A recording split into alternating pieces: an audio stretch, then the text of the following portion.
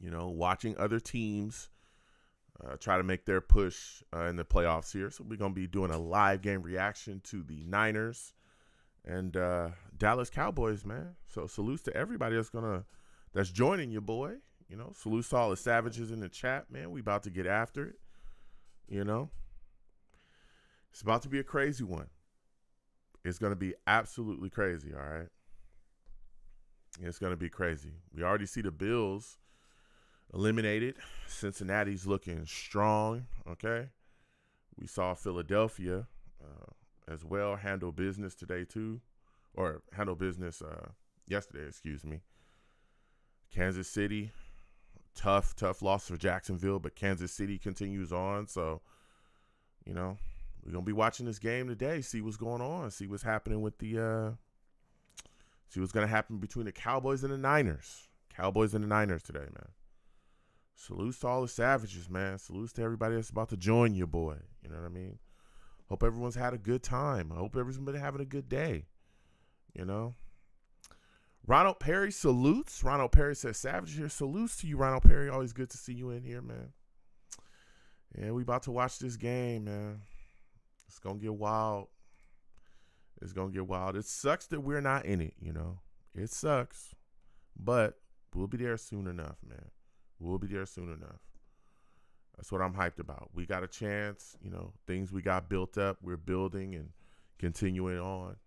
Jets mess, salutes to you as well, my friend. Always good to see you in here too. Who do y'all got, man? Who do you think wins today? Who do you think wins today? I want to know. Who do y'all think wins today? Let's get a poll going. Hold on 1 second. We about to get this going, man. What are y'all thoughts about the playoffs so far? How are y'all feeling?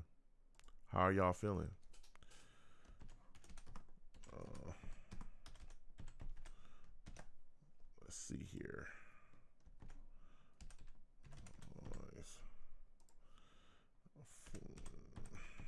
All right.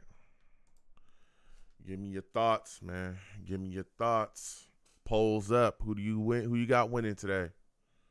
Who do you got winning today? It sucks the Jets aren't in it, but we gonna be there. I'm not tripping. We gonna be there soon enough. We putting things together. We got to figure out who the heck our offensive coordinator is gonna be. But we gonna be there. I'm not stressing, man. I'm not stressing. You know what I'm saying? I'm not stressing. Just, our time's coming. So we're going to see what it is. Let me get back to the savages, man. Let me get back to the savages in the chat, man. Hold on 1 second here. Let me get this stuff out of here.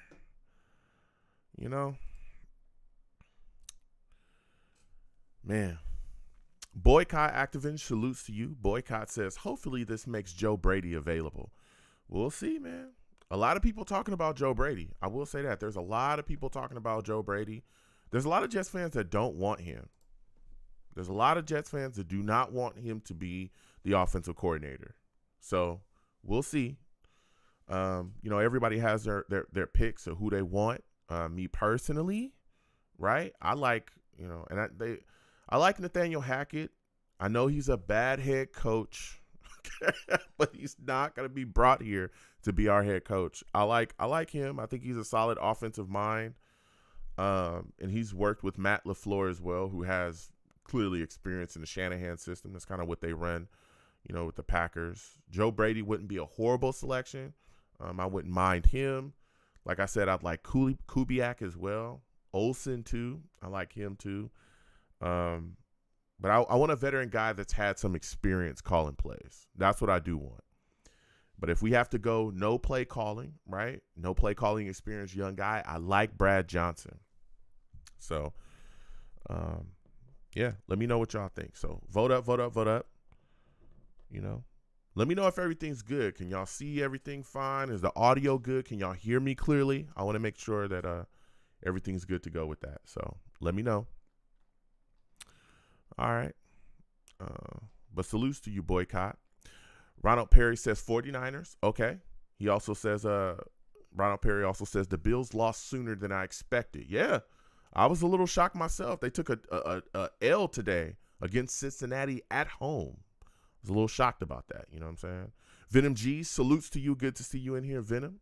Venom says, "What's up, Joe? What's going on, Venom? Good to see you in here." I am a little shocked that that the Bills, took an L to Cincinnati, but I tell you what, Cincinnati makes things look real easy, man. They were rolling, got up early, and kept things going. And it was in the snow in Buffalo.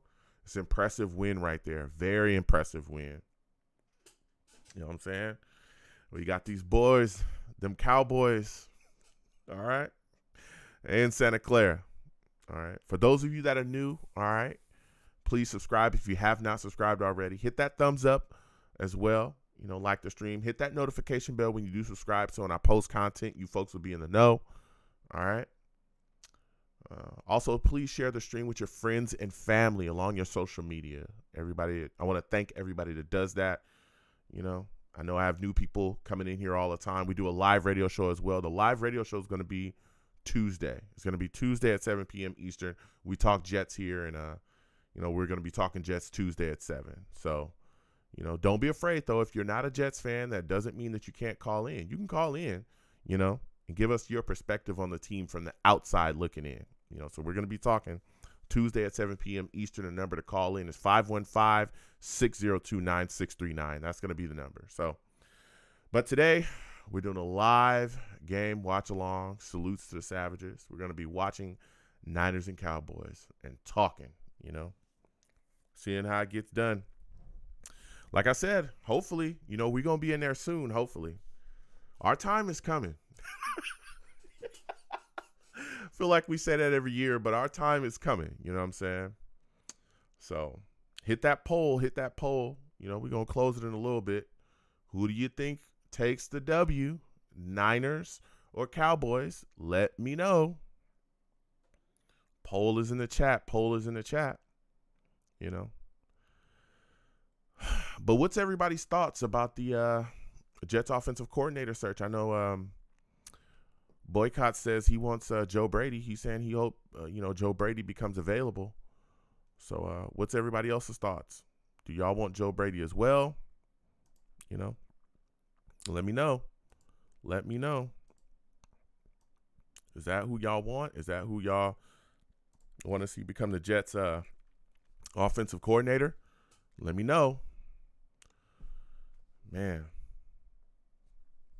tell you what. We need to get somebody in here that commands respect too, though. That's another thing. That's what's going to be really huge about the Jets getting the offensive coordinator spot secured and sealed up here. You're going to have to bring in a guy that can come into this locker room, command respect from the other guys, and understand how to utilize the weapons that are here effectively. We'll see what happens and shakes out with the quarterback position as well, because that's another thing. You know what I'm saying? We got to figure that out. I know that there's been a lot of things swirling about Zach Wilson. Jordan Schultz came out with some reports about him being late to meetings and all that stuff, which turned out to be completely false. But I tell you, there's a lot of guys in that locker room. We saw it this year that if Zach Wilson is named the starter and at any hint of him not being able to get it done, boy, oh boy, we're going to be in some trouble, So we'll see what happens. There's a lot of names. Lamar Jackson, Aaron Rodgers, Derek Carr.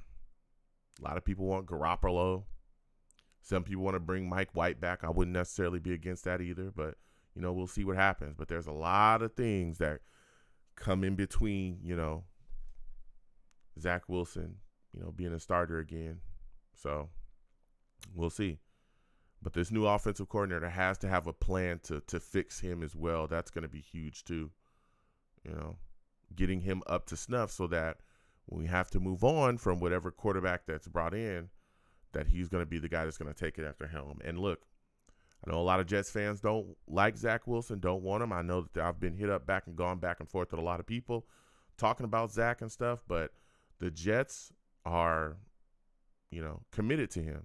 Through hell or high water. That's what Sulla said. Through hell or high water, they're going to coach him. So, we'll see what happens going forward with him. We'll see what happens. We're going to close this poll in a second here. Make sure I got this up to snuff here. You know, hope everybody's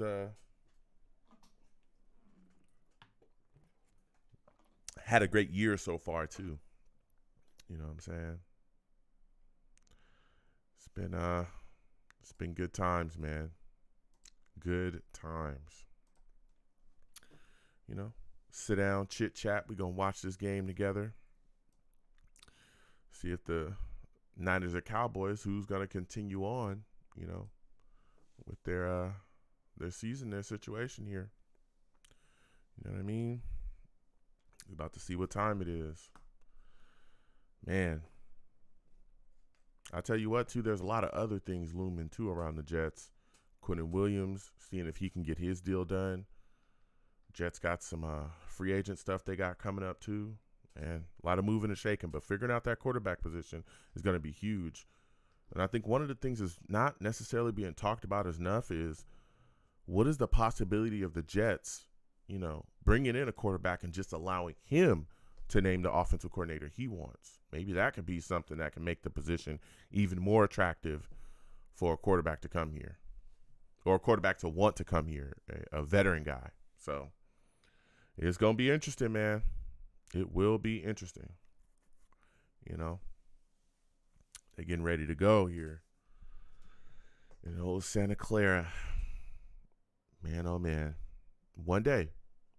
I'm thinking next year. You know, I'm thinking next year the Jets, they're going to be in a good spot, you know, good little position to get things done and make stuff happen. You know what I'm saying? Come on. Come on, Jets. Let's make it happen, man. Joe Douglas, make it happen. There's a lot of people giving Joe Douglas heat. You know what I'm saying? There's a lot of people giving Joe Douglas heat as well already, a lot of fans. There's some fans talking about him being on a hot seat, and if he don't get it done, he get fired. There's a lot. I'm telling you, I don't know if y'all be seeing this stuff. I've gone back and forth with a lot of people. There's people that have a lot of heat for Joe Douglas, so we'll see. You know. Oh, man. All right. Cowboys getting ready to kick off here. About to see what's going. About to see what's shaking. Uh-oh. They getting into it. Niners and Cowboys getting into it before the game. Man. All right. Man, come on. About to close this poll in 3, 2, 1. We're closing it. All right. 100% of the Savages think the 49ers beat the Cowboys today. Wow. Okay. All right. All right. Cowboys kick off. Niners trying to get back there. Ball goes out of bounds. All right. So it's a touchback. You know what I'm saying? A little touchback.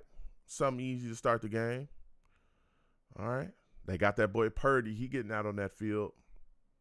See what happens with him. Get it moving and shaking. 100% of y'all think that the Niners going to beat the Cowboys. Wow. I did not think it was going to be that decisive for y'all. Wow. I did not think y'all was going to be that decisive. I didn't think that y'all would think 100% of y'all. All right. Niners lining up, coming out on offense here. You know. Things looking smooth. 44 in motion. Purdy pitching it out to that boy McCaff. Oh, he didn't go nowhere. He went straight into the wall. You know, Cowboys' defensive line is solid, man. They got a lot of guys. D-Law, all those guys they got over there. Things moving and shaking. Yeah. Man. About to see if they can make it happen today. See if they can make it happen. Yep. Come on, man. Come on now. Purdy dropping back. Oh, Purdy got sacked. I told you. I told him.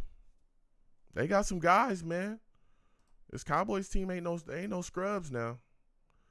They ain't no scrubs, I'll tell you that. They ain't no bums. Don't get it confused. They ain't no bums. They are not no bums. Not at all. 3rd and 19 already. 3rd and 19 already, man. 3rd and 19 for the Niners. Lining up. Let's see what he can do. Purdy dropping back. Purdy getting rid of the ball to Debo Samuel. Nothing. Well short. Well short. Well short of the first down. Cowboys defense gets a big stop early. Early. Man, oh, man. Man, oh, man. Come on now. Niners about to get this punt. That's what they about to do. Niners about to punt. Oh, contact with the punter. Is he going to get a call? That was not a good punt, though. Whoo. Man.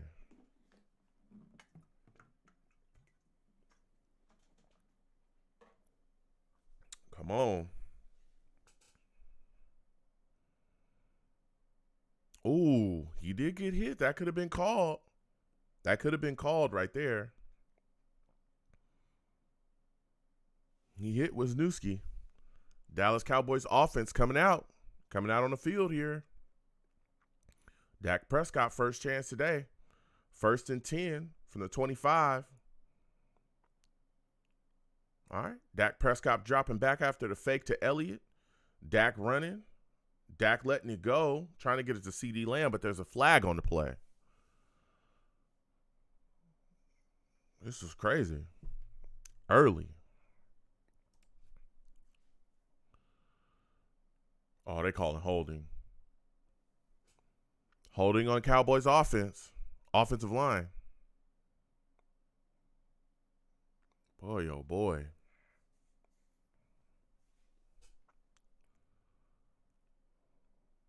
What in the world? They said Tyler Smith with the hold. 1st and 20 now for the Dallas Cowboys. 1st and 20. 1st and 20. Dak Prescott handing the ball off to Pollard. Ooh, Pollard took a shot. That boy took a hit right there. I ain't gonna lie to you. Come on now. Come on now. 2nd and 14. 2nd and 14 for the Cowboys. Trying to get their way down the field here. Dak Prescott taking the snap. Prescott dropping back. Prescott stepping up. Dak Prescott finding Hilton inbounds. Got the first down. T.Y.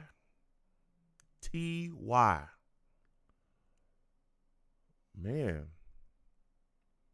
T.Y. Hilton getting it done. Man. What a move. Come on now. Oh. Pollard stopped in the back. Warner getting into the backfield and stopping the run before it gets going. What a play. What a play. What a play.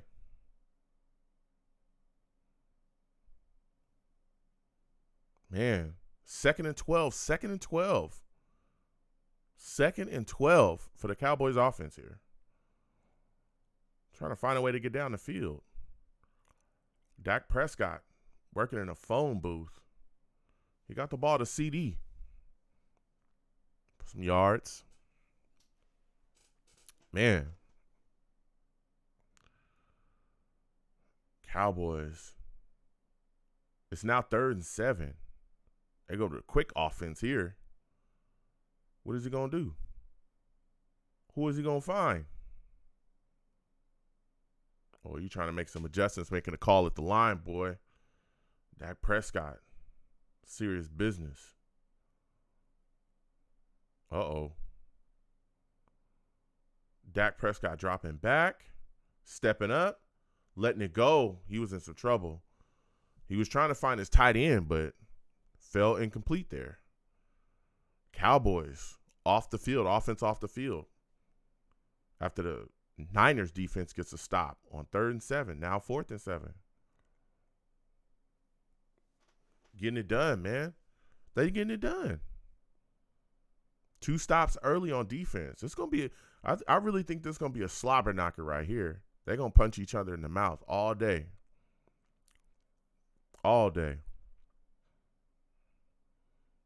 Anger with the punt for the Cowboys. Anger gets a snap. Get the punt. Ooh, he kicked that pretty far back there. Niners returner got a couple yards. Man. A lot of stops early. You know what I'm saying? Niners and Cowboys. Going back and forth, man. A lot of fights. It's crazy to see all this playoff football, man. I cannot wait till the Jets are there, man. I cannot wait till we are in the playoffs, man. I can't wait. I cannot wait, man. Y'all have no idea.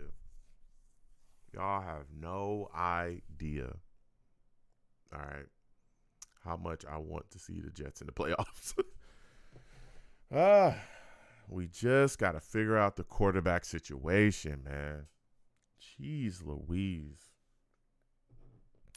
That's all we need, man. We just need a quarterback, man. That's all we need. That's all the Jets need is a quarterback, you know? And we'll be right there. We got everything else, you know?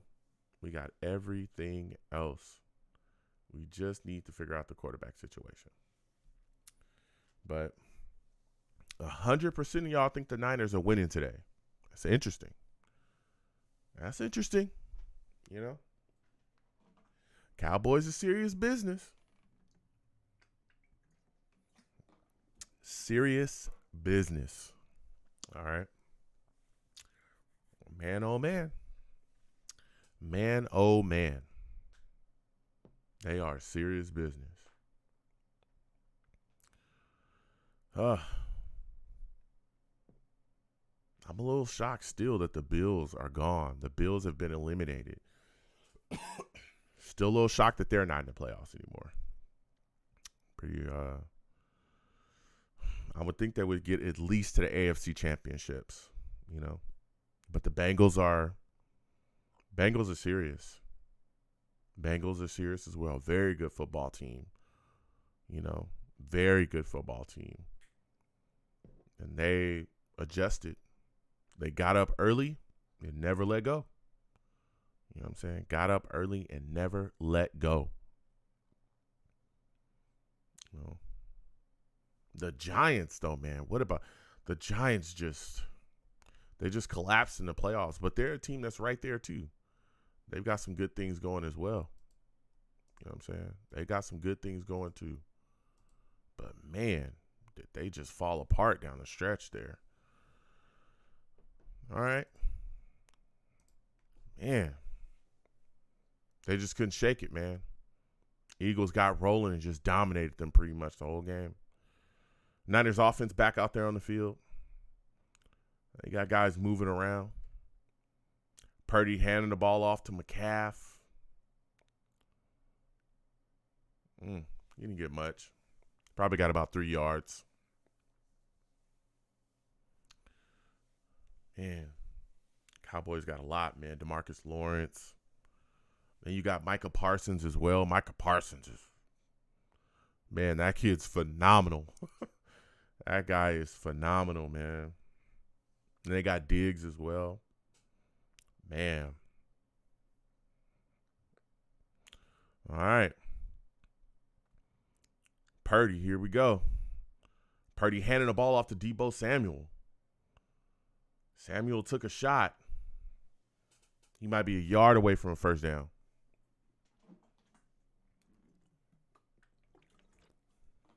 Mm-hmm.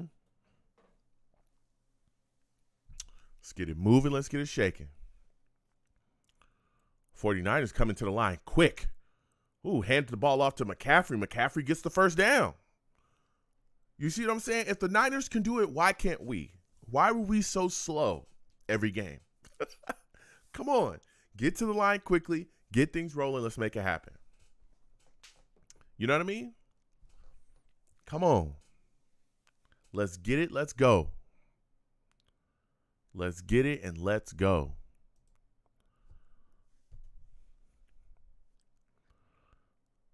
Come on now. All right. Purdy dropping back.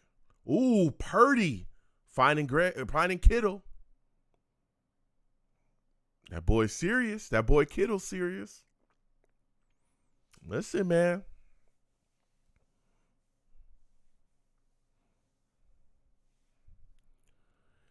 That boy Kittle. Purdy finding Kittle. Come on. See if they can get down the field, man. All right. Little motion. That was a gain of 31. They hand the ball off to McCaffrey again. He might have got 1 or 2 yards off that. You know what I'm saying? Orlando C salutes to you. Good to see you in here. Orlando C says, I wish we had QB play and awareness like Burrow. Man, you know, I was just talking about that a second ago. If the Jets can figure out the quarterback position, you know, this upcoming offseason, we get a veteran in here. I'll be watching them, okay, in the playoffs instead of other teams. All right. Purdy dropping back with the fake. Purdy letting it go.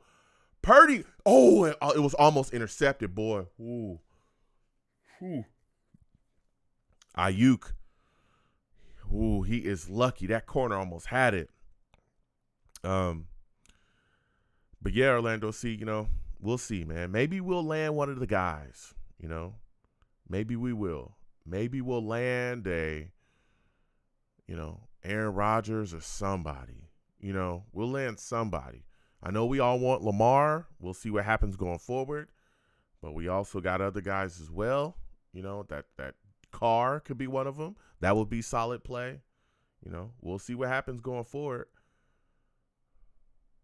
Purdy on 3rd and 9 can't find McCaffrey. Niners offense off the field. But yeah, we'll figure it out. We'll figure out the quarterback situation and we'll see what happens. But again, a big, you know, cog in that wheel is getting the offensive coordinator position correct. That's the big thing right now. Get that offensive coordinator position correct. Don't just pick some bum. You know what I'm saying? Get that right so that we can move forward offensively. Because that could be a hindrance, you know, for a guy to want to come in here. Niners punt. Wisnowski. Oh, and it bounces into the end zone. Wow. Cowboys get it from the 20. Orlando C says, honestly, I don't want to mortgage our future on one player. Got to address the O-line first. So, Orlando, and I hear you're saying that, right?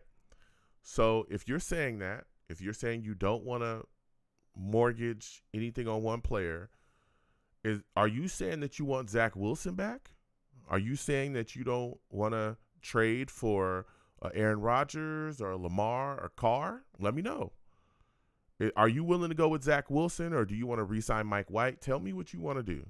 Because I hear Jets fans say that, but I'm just wondering, okay, if you guys don't want to trade capital for one of the quarterbacks that could be out there and, you know, that we were talking about, then what are we doing at quarterback then? What are we doing? Let me know, Orlando.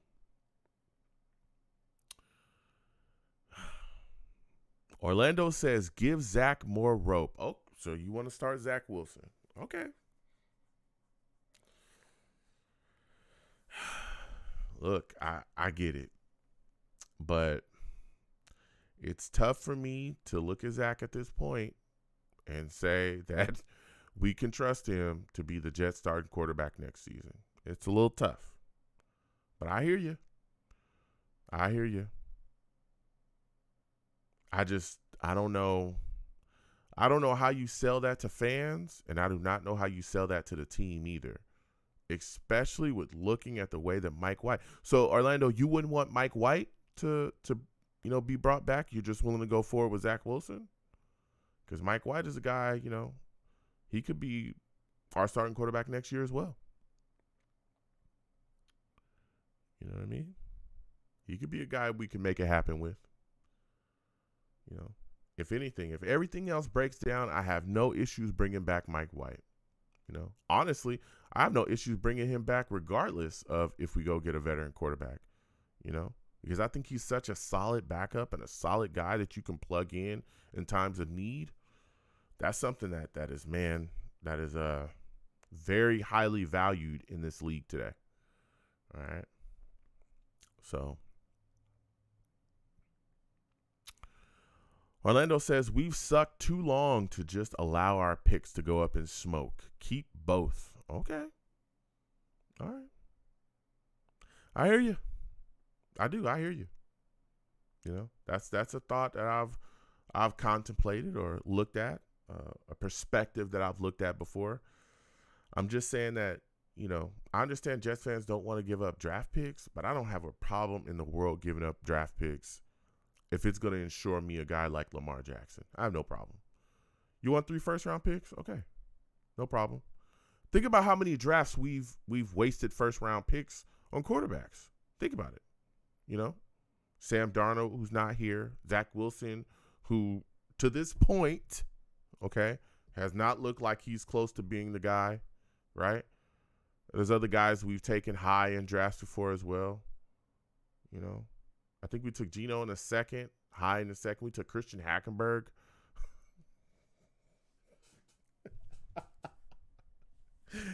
Christian Hackenberg. Dak Prescott heading off to Pollard on 2nd and 9. Pollard goes nowhere. Christian Hackenberg. Wow.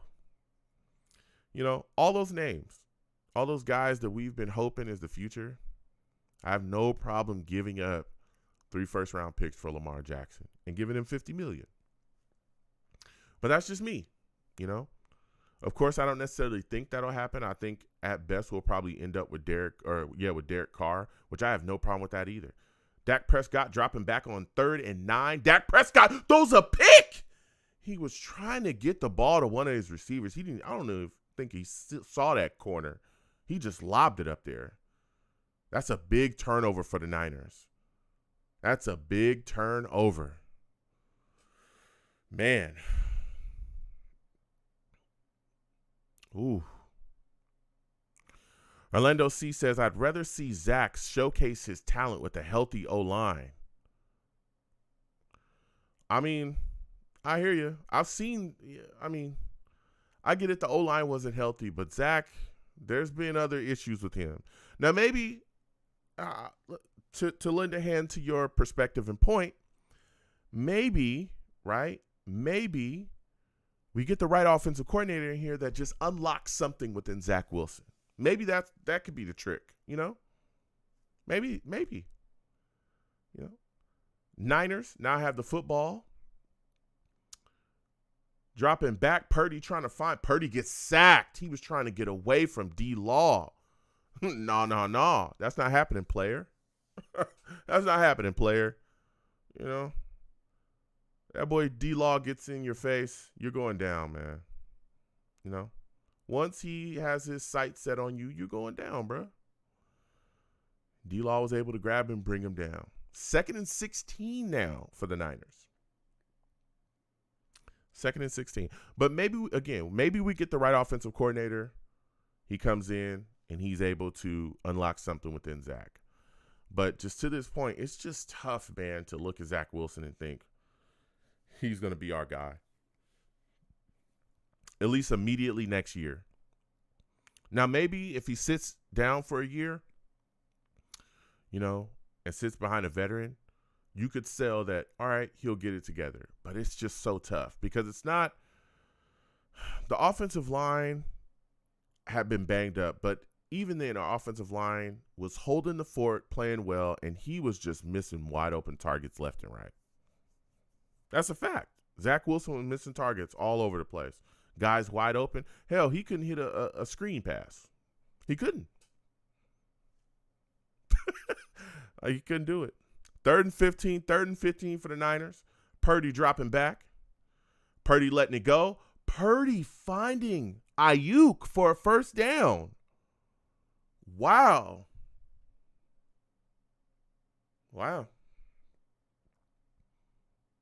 Ayuk took care of business right there. All right.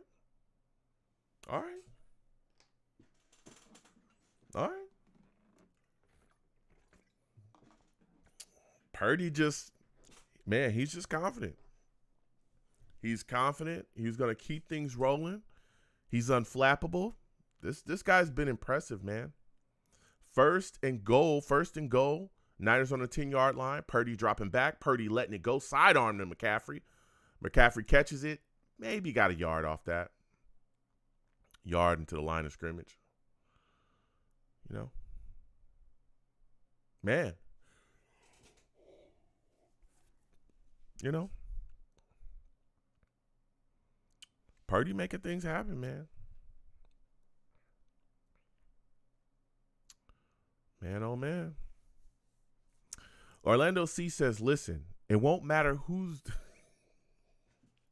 Orlando C says, listen, it won't matter who's the QB, who the QB is if we can't address the O-line.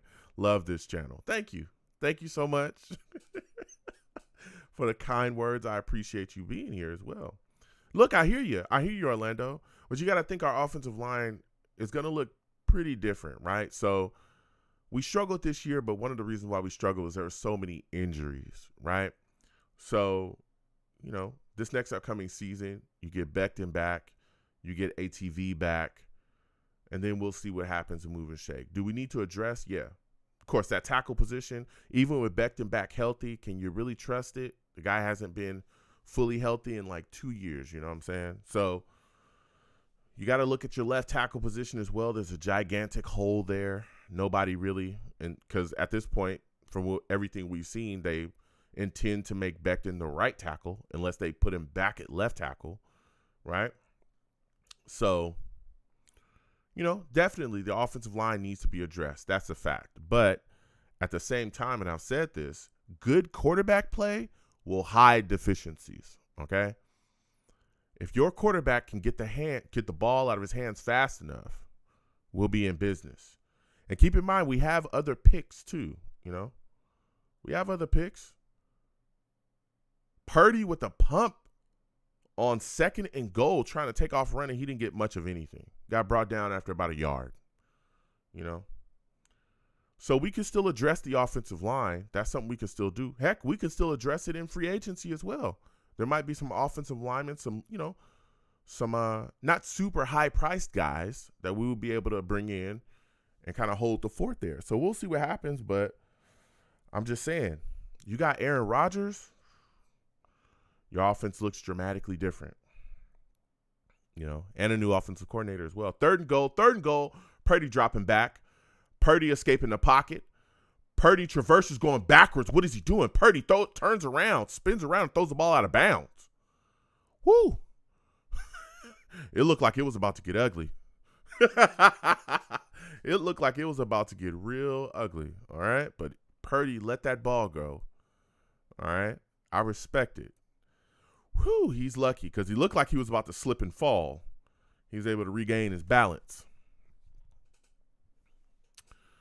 All right, Niners lining up for a field goal. Orlando C says, are you hitting any road games next season? Great away games this season. We'll see. I'll see, man. You know, things are constantly moving and shaking. Niners line up, and Niners hit it. All right. Niners hit it. Okay. Niners turn the turnover into 3 points. I respect it. As far as away games, Orlando, I mean, we'll see, you know.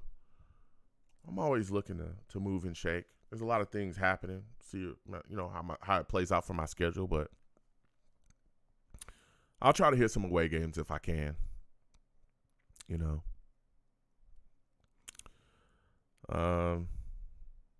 Jacob Klein salutes to you as well. Good to see you in here. Jacob Klein says Rodgers is 100% the answer for us. Okay. All right. There's a lot of people, that want Aaron Rodgers as well. I've had discussions with a lot of Jets fans that talk about, hey, he can come in, he can help with Zach Wilson, he can mentor him. He's a guy that you can trust as well. Again, he's old. I think he's 40. So he's going to be here probably. You can probably give Aaron Rodgers maybe another two years, maybe 3, right? We'll see what happens, But that puts us in win now mode. You bring him in the building, it's foot on gas, okay? Foot on gas is what it is, right? So, got to see what you can do. You can get Aaron Rodgers. I think Aaron Rodgers is probably going to cost you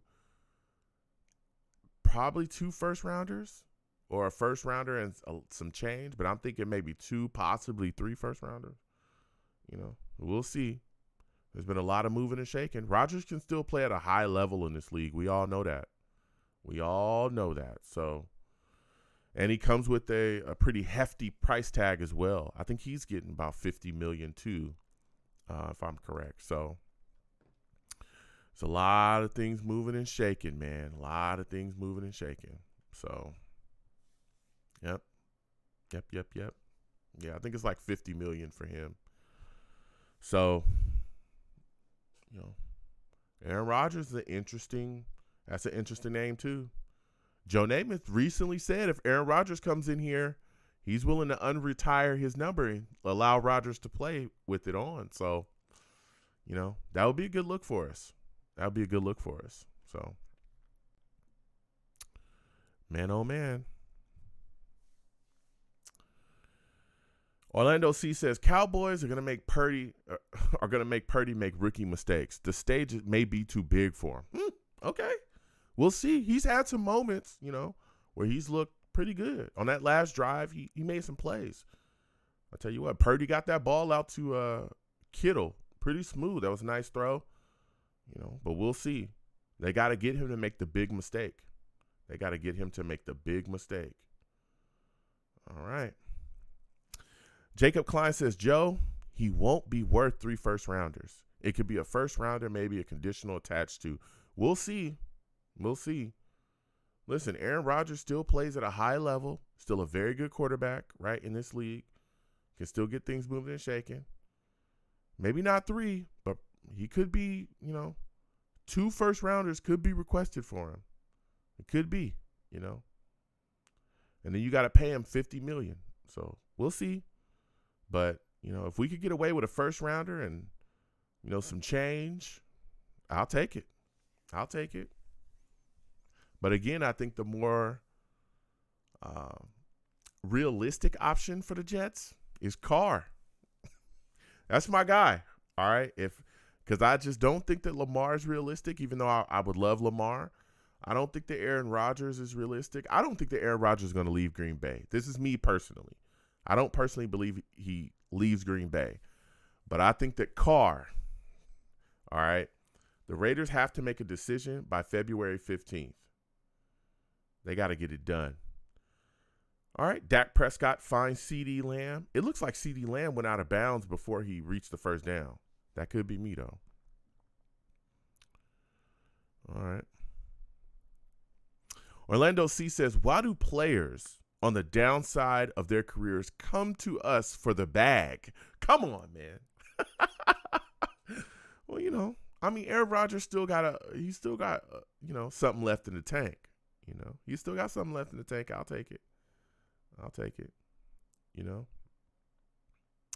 Jacob Klein says the $50 million is why Green Bay will have to settle with less draft compensation.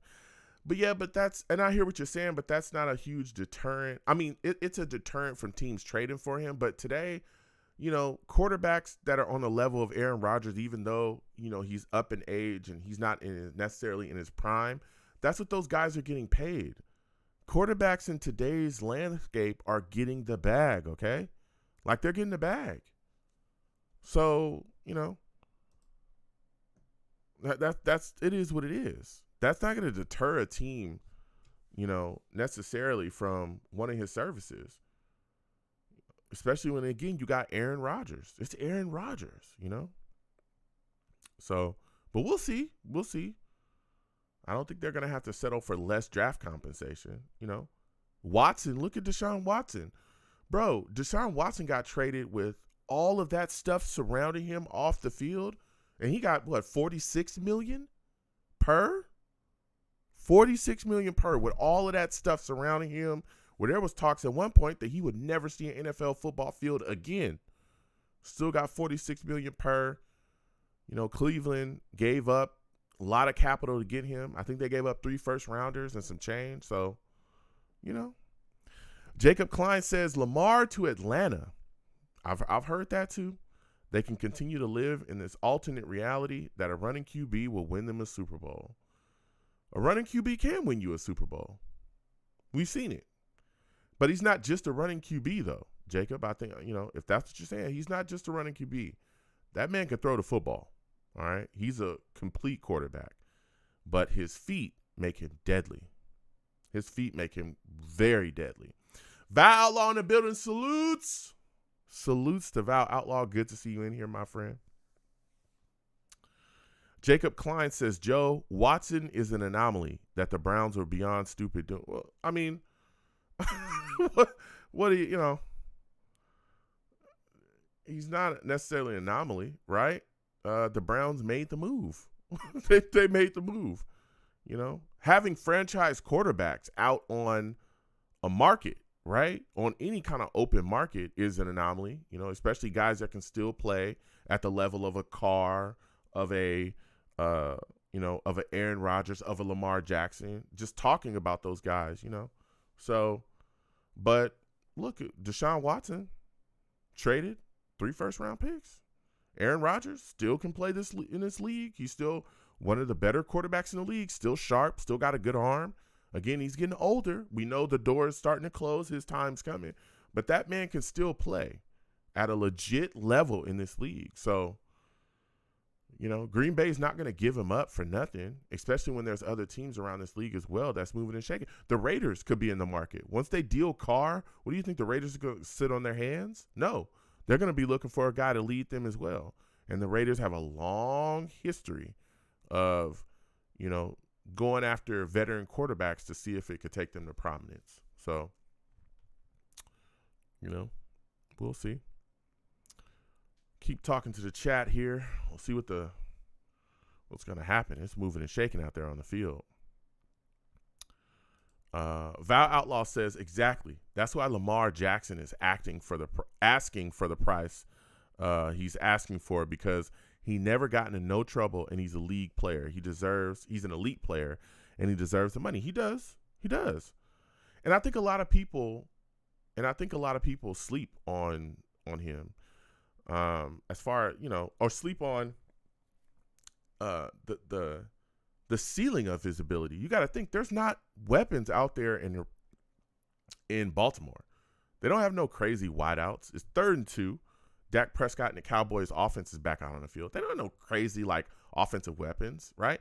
They got Andrews, a tight end. They got 60 tight ends, and they got J.K. Dobbins. Dak Prescott finding CeeDee Lamb with a dart on 3rd and 2, hitting, or not CeeDee Lamb, Brown, on a dart. Hit that boy crazy. That was a good throw. Good move and throw there by Dak. They pick up a first down. It looks like he got at least maybe 10 yards off of that throw right there. Jacob Klein says, when did a running QB win a Super Bowl? Have you ever seen Patrick Mahomes? He's a running quarterback. Patrick Mahomes can move. He's won a Super Bowl. This guy's, you can win a Super Bowl with a quarterback that runs. That's, and not even just winning Super Bowls, but you can also, it can also uplift your franchise, right? A quarterback that has a dual threat. There's so many guys around the league that can do that. From Mahomes to Lamar Jackson. Hell, Josh Allen. Anybody? He runs over us all the time, right? So, yeah, there's running quarterbacks that can handle business. All right. Jets Mess says, every day I change my mind on who we should get a QB. Yeah. It's going to be a lot of discussion. A lot of discussion. On 2nd and 5, they hand the ball to Elliott. He gets a couple yards. He might be a yard short of the first down. All right. So, man, oh, man. Man, oh, man. Boy, oh, boy. Come on now. 3rd and 1 for the Cowboys. I'll get back to the Savages in the chat in a second. 3rd and 1 for the Cowboys. All right. They're motioning Pollard. Dak Prescott hands the ball off to Elliott. Ooh, Elliott with a second effort. Falls forward, stretches out, and it looks like he got a first down. What an effort by Ezekiel Elliott. Wow. Wow. Wow. What an effort by Zeke. That was tremendous effort by Zeke right there. Wow. Wow. That was huge. 1st and 10 for the Cowboys offense. What a play by Ezekiel Elliott. Put it on the line. Oh, that blitz was coming fast. Ooh. That blitz came at Dak. He got rid of the ball to Ezekiel Elliott, but there's a loss of yardage. Ezekiel Elliott on the catch, but he might have lost 2 yards. Wow. Niners sent a safety blitz, and he timed it very well. And Niners safety timed that extremely well. Oh, man.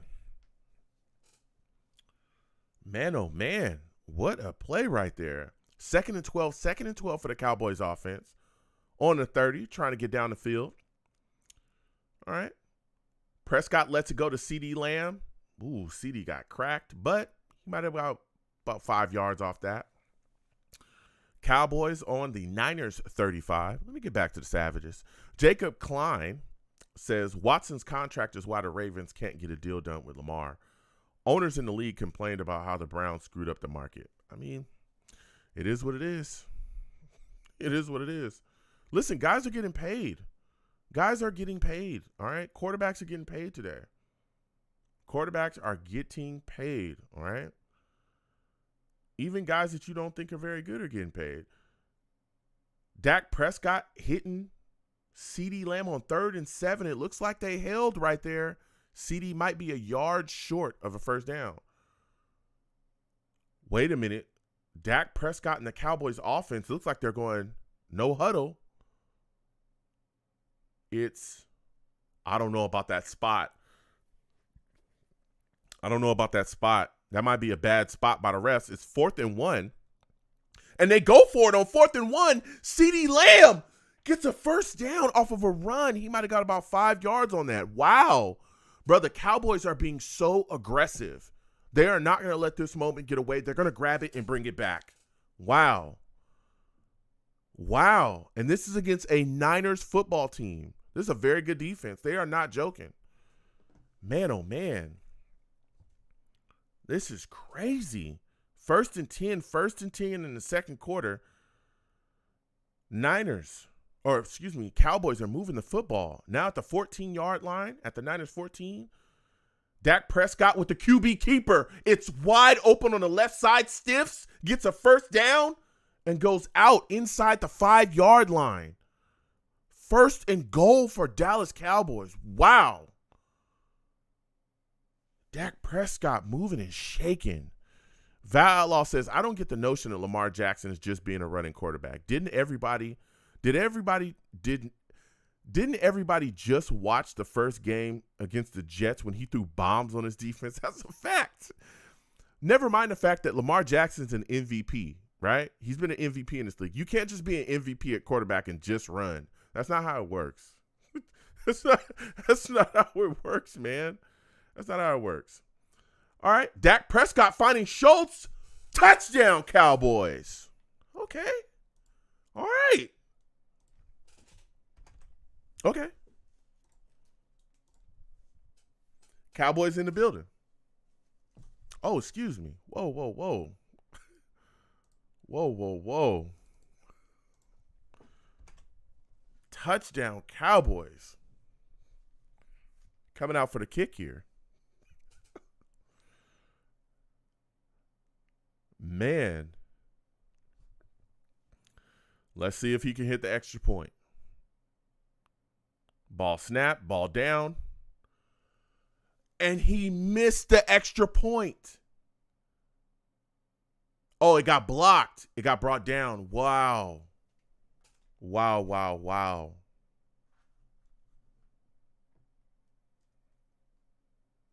Yeah. A Niners. Ebicom got his hand on it for the block. Wow. Whoo, this is heating up. It's heating up. Let me get back to the Savages. Salutes to everybody as well, all the Savages watching me. No matter where you're watching me from, please give the stream a thumbs up. Also, subscribe if you have not subscribed. Exclamation point links in the chat brings up my link tree. My link tree has links to all of my social media platforms. Okay? Please go down there, follow me across all my social media platforms and talk to me because I talk back. Also, please subscribe to all of my other YouTube pages as well. Content's coming for those. Please hit the notification bells for those as well. So when I post content, you folks will be in the know. Let me get back to the Savages here, man.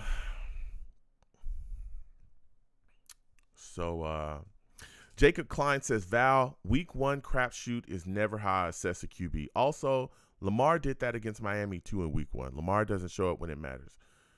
I don't understand where that's coming from, Jacob. Did you not see the Ravens without Lamar Jackson? That offense does not look the same, man. It doesn't look the same. I personally don't get it. I don't get it. I don't get it. Listen, Lamar Jackson is the real deal. He's the real deal. If you look at the Ravens offense, there's nothing to scare you at all. There's nothing to scare you at all in that offense. Nothing. Nothing at all. All right? Nothing at all. Lamar Jackson is what makes it go. Real talk. He's what makes it go. You look at their situation, outside of throwing for I think 2,200 and some change this year, he was also their leading rusher as well. Dude, he's the real deal. He's the real deal. If Lamar Jackson stepped in the building, he'd easily be one of the best offensive weapons we've had in years. Easily. And then all the opportunities and play calling that opens up when you have that type of talent there. Wild. Orlando C says, let's give up Corey Davis and Berrios for Hopkins. Moore can get more touches. We'll see what happens going forward with Corey Davis. Corey Davis is definitely a guy that could see us absolutely cutting him. Jacob Klein says, dude, Patrick Mahomes is not a running QB, Jacob? Are you serious?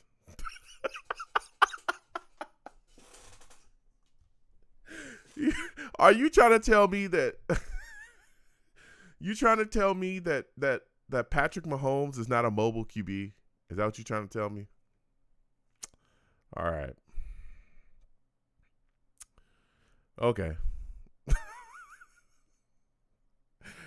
Oh, man. Jacob Klein also says, yeah, Bills lost again because they have no running back and making Allen run around. No, Josh Allen's been running around for years. He's a mobile quarterback. And they're constantly talked about as being contenders for the Super Bowl because of his mobility and his arm. The same way that, Josh Allen has been moving. All right, 1st and 10. Purdy gets out the pocket, gets chased out. Oh, okay. He was able to get back to the line of scrimmage, get out of bounds. Wow. Budgeting D salutes. Good to see you in here. Says, hey, Joe. Hey, Savages. Salutes to you, Budgeting D. Always good to see you.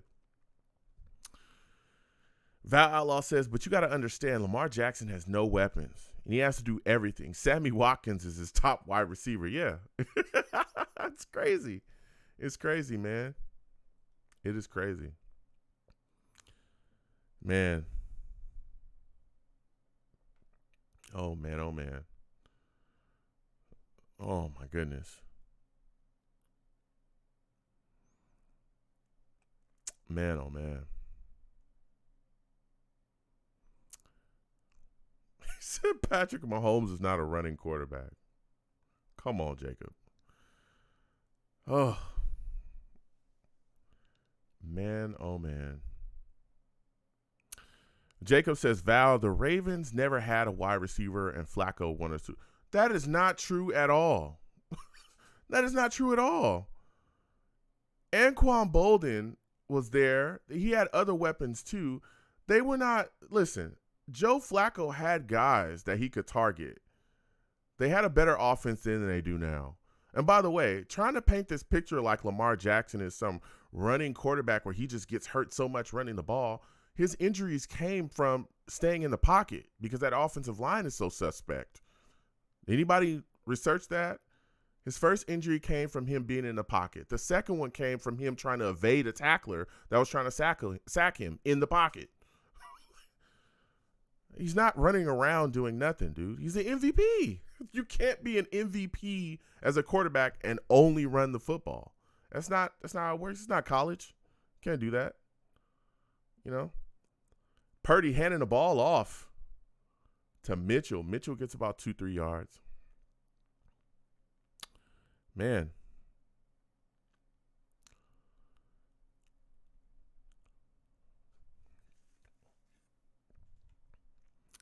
Man, oh man, oh man. Val Outlaw says, exactly. They don't get wide receivers. They don't pay no offensive players. So that's why they're hesitant to pay Lamar Jackson. But look at their conference. Yeah. Hell yeah. Purdy dropping back on 2nd and 8, getting the ball out quickly to Samuels. And Samuels takes it for about 6 yards. Okay. About 2 yards short of the first down. Man. Val says, and you keep saying Lamar runs all over the place because if he doesn't, they don't win games. They don't have that much weapons on offense at all, so he has to put the team on his shoulders. Yeah, he's got to run away from the pressure too. You'll see. If they let Lamar Jackson out of that building, which again, there's a lot of talk about them wanting to move forward with Lamar Jackson to the point where they want to allow him to be involved in the selection of the offensive coordinator. Oh, Purdy gets a ball to Jennings. Jennings gets the first down. Bland picks him up and slams him out of bounds. There's a flag. There's a flag out. And it's going to be on Bland for unnecessary roughness, and that's going to cost the Cowboys. What a costly penalty. What a mental mistake. That's got to frustrate you. In a game of inches, that type of shenanigans will cost you. Shenanigans. Man, oh man. Jacob Klein says Patty does what the majority of QBs do to get out of pressure. Oh my God. If you're watching Patrick Mahomes and you don't think that he's a running or a mobile quarterback, sir, I don't know what to tell you. I don't know what Patrick Mahomes you've been watching since he got into the league, but one of the more deadly parts of Patrick Mahomes, of course, he's a great thrower. We all know that. He literally throws footballs without looking. He throws no-look passes, right? We've all seen this stuff. But he can also run. And he's not like some slow plotter. No, he can run for real, okay? Now, of course, the ankle injuries going to inhibit him. We all seen that. But Patrick Mahomes can run. He's a mobile quarterback.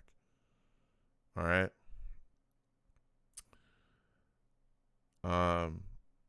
Jacob Klein also says Lamar straight up puts himself in harm's way every single play. If that's how you feel, man. Orlando C says that damn Deebo Samuel is a dog. Yeah. Deebo Samuel is serious business. Serious business. First and 20 for the Niners. Purdy dropping back, finding Kittle. Oh, couldn't go anywhere. Kittle maybe got a yard off that. Jacob Klein says, if you're a MVP QB, you win with more or less. Well, yeah, but there's only so much you can do. Like, there's only so much you can do, man. Like you can't blame Lamar Jackson for the offensive struggles of the Ravens when you can clearly see there's no weapons there. Even Aaron Rodgers, remember that down year that they had where there was a lot of issues for them offensively? They didn't have enough weapons. Even he didn't have the greatest year under that. And it's Aaron Rodgers. There's only so much you can do. He's got a 6 tight ends and nothing else, you know? Orlando C says, is wide receiver coach Miles Austin gone? Yes. From everything we heard, he's fired. That's from everything we heard. He's fired. Niners take a timeout here. From everything we've heard, Miles Austin is fired or let go. Man. Man, oh man. Val Outlaw says, that's what I was talking about, Joe, when we was on the phone. If we get one of these big quarterbacks, I would want them to pick the offensive coordinator who fixes their scheme and make them. Yeah, you know. Look, I get it. I hear you. I understand people are talking about allowing the incoming quarterback to select our offensive coordinator, and I hear y'all. But my only question about that is, okay, if you're allowing that to happen, right? If you're allowing the incoming offensive coordinator to select the scheme, right? If you're allowing that, then what about the other guys? What if Aaron Rodgers, let's say, okay, let's do this. Let's say Aaron Rodgers, or let's say Carr, right? Carr is the guy we end up with. And they say, hey, this is who we want.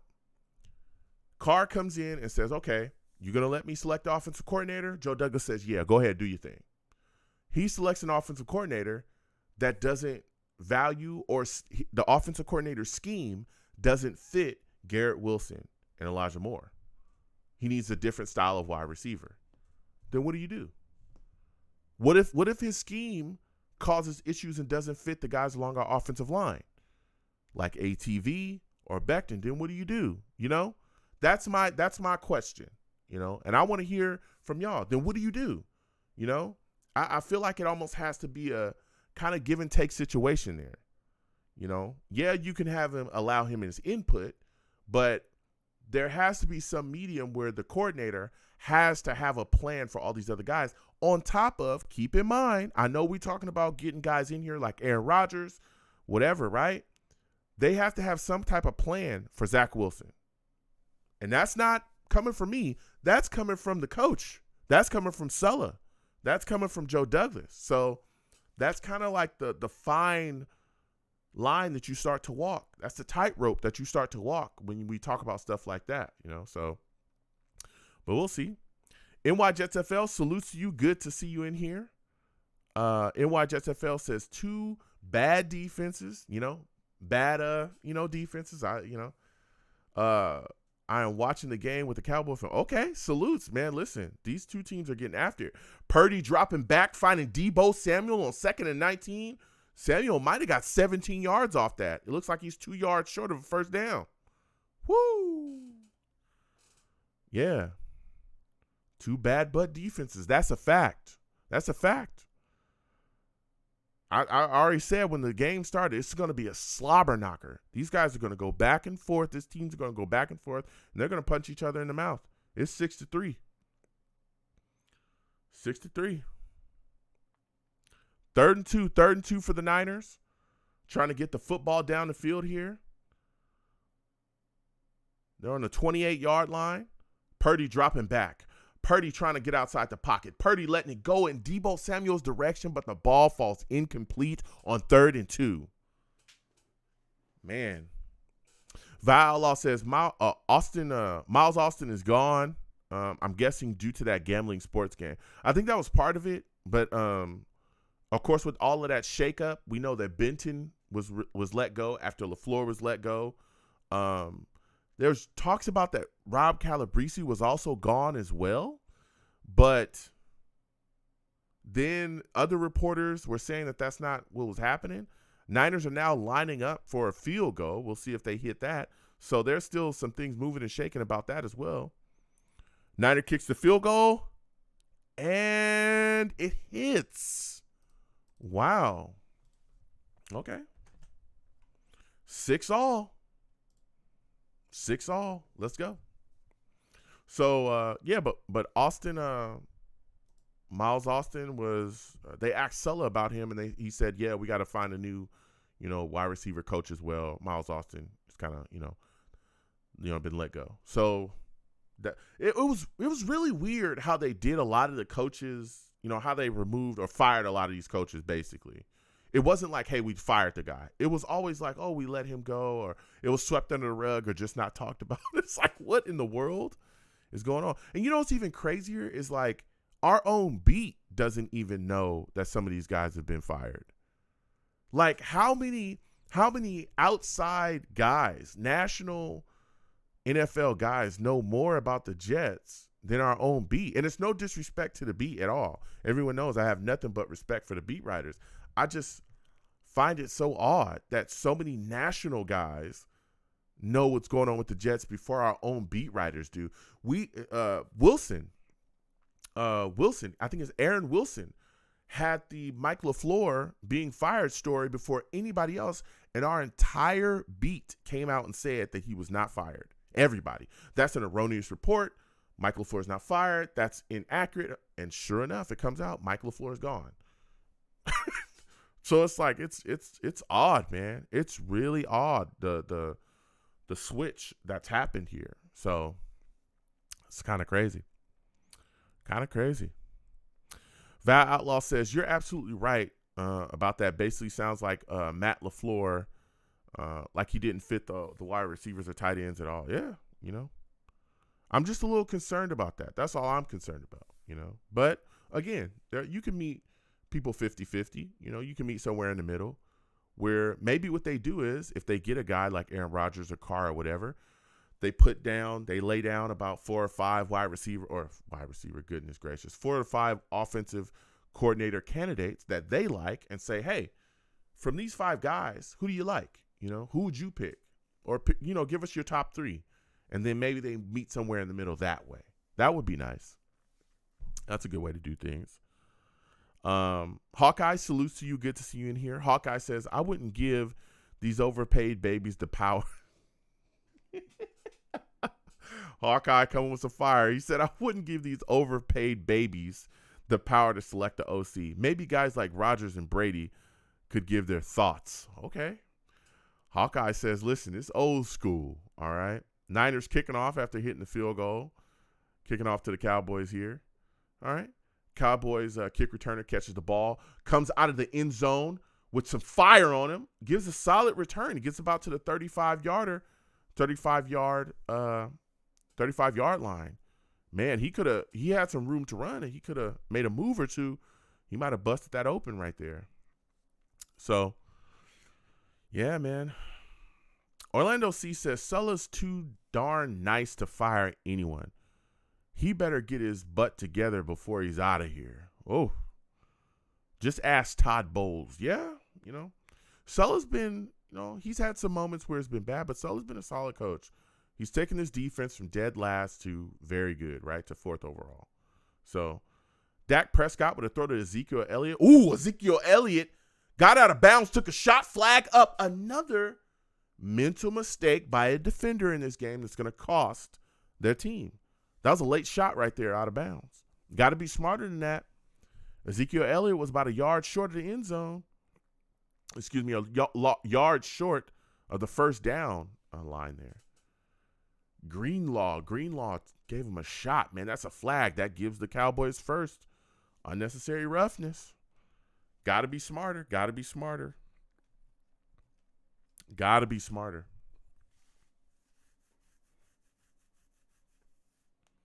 Got to be smarter. Got to be smarter. 1st and 10 for the Cowboys. Trying to move and shake here. They're crossing that 50-yard line. Dak Prescott hands the ball off to Elliott. Ezekiel Elliott got about 3, maybe 4 yards off that. Val Outlaw says, yeah, I'm 50-50 or not because as you've seen the Denver Broncos when they got Russell Wilson, He did not fit that system at all, and that's my only problem. Well, I mean, there's a lot of things going on with Russ, you know. They got rid of Hackett after 15 games. Man. Here we go. Dak Prescott dropping back on 2nd and 7. Getting the ball out to Pollard. Pollard drops it, though. He would have got crushed if he would have caught it.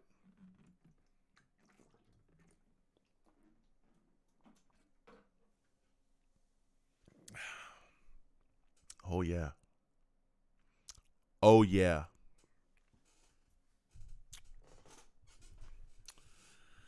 Val Outlaw says, Joe, what are your top 3 quarterbacks that you want on the team? My top 3 quarterbacks right now, Lamar Jackson, Derek Carr, and Aaron Rodgers. That's my top 3. That's the list. Or actually, I would put Aaron above Derek. I just don't think that it's realistic. Right? So, honestly, my list is Lamar Jackson, Aaron Rodgers, and Derek Carr. That's how my list goes. But I don't think the top 2 are realistic at all. I don't think that Aaron Rodgers is coming here. I know that he's going to get traded, or I feel like he'll get traded, but I don't think he will be the team he ends up with. I know I started to kind of feel like Lamar would move, but I'm kind of feeling like maybe the Ravens will find some way to keep him. Again, they're already talking about him being one of the voices in the room to pick the next offensive coordinator. So that means they have every intention on moving forward with him, right? Because that's a big thing within your organization. But I think Carr is the guy that we honestly are going to end up with, if we end up with any of them, right? I think Carr is going to be the guy. And again, the Raiders have to make a decision by the 15th of February. Dak Prescott dropping back, finding Pollard on 3rd and 7 coming out the backfield. Pollard is stopped well short of the first down line. They're going to go for it on 4th down again. 4th and 4, they're going to go for it. Wow. On 4th and 4, the Cowboys are going for it. Dak Prescott coming up to the line, making his checks, letting people know what it is. Dak Prescott. What's going on here? Is he getting snapped? What's up? Oh, they're not going to snap the ball. They're going to take it down to the 2-minute. Okay. He's taking it down to the 2-minute.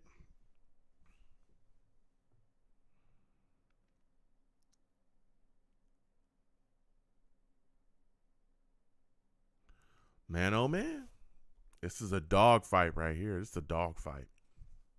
Val Outlaw says 1 Lamar Jackson, 2 Derek Carr, 3 Aaron Rodgers in that order. Wow, okay. Okay.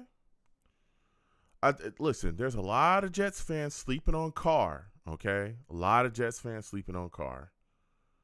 You know, Carr has had multiple 4,000-yard passing seasons. He's, I mean, look, I'm on the West Coast. I've got a front row seat to Carr. You know, is he Lamar Jackson special? No, but he doesn't need to be. He's solid, consistent, he's a solid quarterback in this league, a good quarterback in this league. Very good quarterback in this league.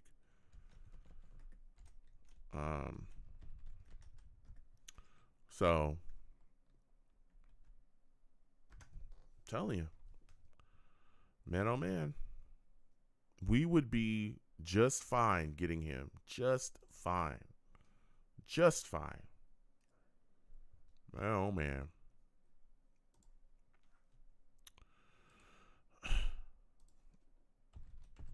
Just fine. I would have no problem getting Carr in here. No problem at all. Yeah. I don't think actually, let me look this up. I don't think we haven't had a 4,000-yard passer in I don't know how many years. Let me look at this here. I think the last guy we had that was a 4,000-yard passer was like, who was it? Ken O'Brien? Yeah, it was Ken O'Brien, right? Or it was Namath, actually. That was, come on.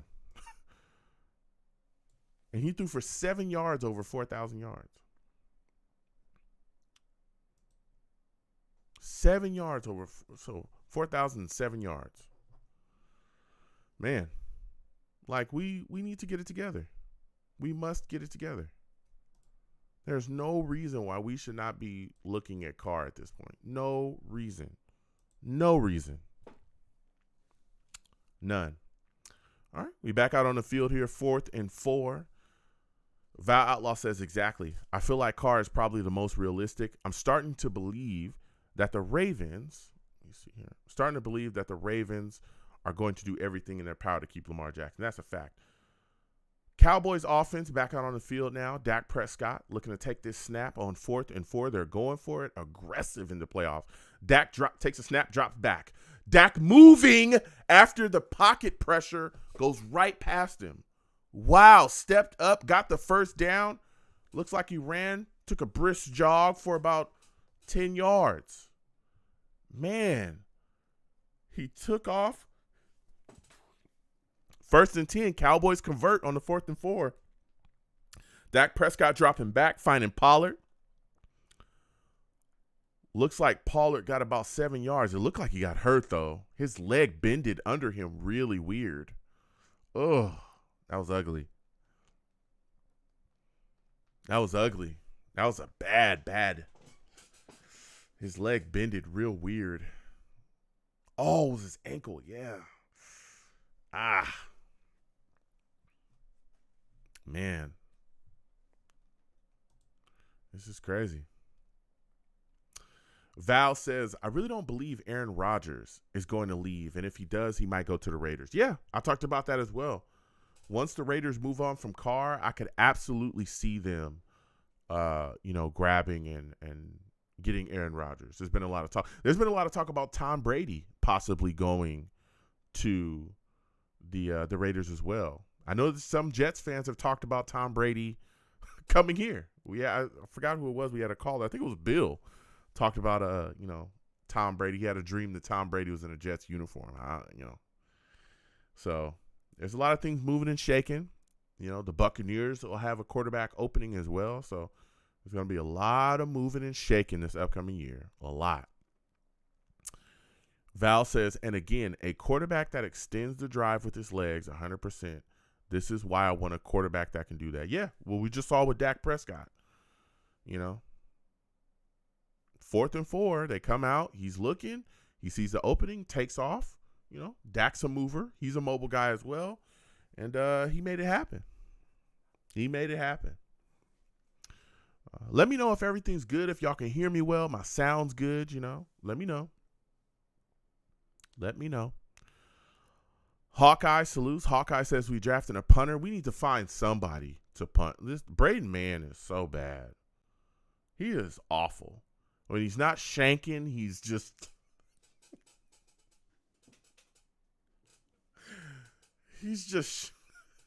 Braden Mann is so just, man. He's unreliable, man. He's unreliable. He is unreliable. Val Outlaw says, I can see the Raiders either getting Aaron Rodgers or Tom Brady. Yeah. They could end up with that. End up with one of those guys. Orlando C says, why do I have Raiders fans texting me laughing? What are they laughing about? What's going on? What's happening? Let me know. Was there some type of something going on? I don't know why they laughing. Jets Mess says all good, Joe. Okay, salutes. Thank you, Jets Mess. I want to make sure y'all keep getting the best quality. Make sure y'all can hear me good. Pollard is going to the tent. He's going to the tent, so he's injured. We'll see what happens with him. That looked a lot like what happened to Patrick Mahomes. I hope he's all right, man. 2nd and 2 for the Cowboys. All right, on the 18-yard line of the Niners, trying to move on down this field. Dak Prescott dropping back. Dak Prescott with the pick. Oh, my goodness. He was trying to get the ball to CeeDee Lamb. There were 2 Niners there, and Warner ends up with the interception. Wow. Costly mistake there by Dak Prescott. Oh. Ward tipped it. And Warner was able to pick it off. Oh. Interception by Dak. Trying to get CeeDee Lamb. Ward tips it from the Niners. It got picked off. Yeah, but Orlando, I don't know why the Raiders fans are texting you and laughing. I'll tell you what. They got till, I think it's February 15th to make a decision on Carr. Because if they don't, boy, they're going to have some consequences to deal with. Okay? So that's pretty much the cutoff there right now. Yes, sir. They better figure it out.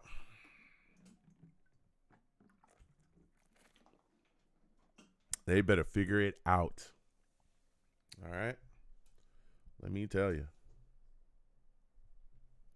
Guys are moving and shaking. This is going to be an interesting offseason. Yep. Interesting offseason. Yep. February 15th. That's when that $40 million cause is locked in. You know, we're going to see what's moving and shaking, man. I'd have no problem with us ending up with Carr. Honestly think he should be our first option because I just don't think Lamar is realistic, and I don't think that Aaron Rodgers is realistic. I just don't. I don't think it's going to happen. I just don't. Lot of moving and shaking, man. Lot of moving and shaking. Do you guys see any scenario where we end up just, and I really want to get y'all thoughts on this, okay? I'm being real. Do you see a scenario where the New York Jets decide that they're going into next season with Zach Wilson as a starter, where they pass up on Carr, they pass up on Aaron Rodgers, they pass up on, any of the other quarterbacks that's out there and say, look, we're going forward with Zach Wilson? Do you see a scenario where that can happen? Let me know. Ooh, that corner, Ward almost had the intercept. He actually was trying to catch the ball and popped it up to Warner. Wow. Yeah. There was two guys there could have picked it off. It's tough ball placement right there. All right. Niners out on the field, 1st and 10. Purdy hands the ball off to Deebo Samuel. Deebo Samuel scampers around. Finds about 7 yards. He's about 3 yards short of a first down. Orlando C says they hate Carr. Oh, they don't like Derek Carr? No problem. No problem at all. I ain't got no problem with that. Okay. Hand him on over. Purdy hands the ball off again to McCaffrey. McCaffrey goes nowhere, though. 3rd and 2. It is now 3rd and 2. Oh, there's a little back and forth between Jennings and the Cowboys defender. It's actually 3rd and 1. 3rd and 1. Man, yeah. If they don't want Carr, I have no issues with that. None. Yeah, I have no issues with that at all. No problem.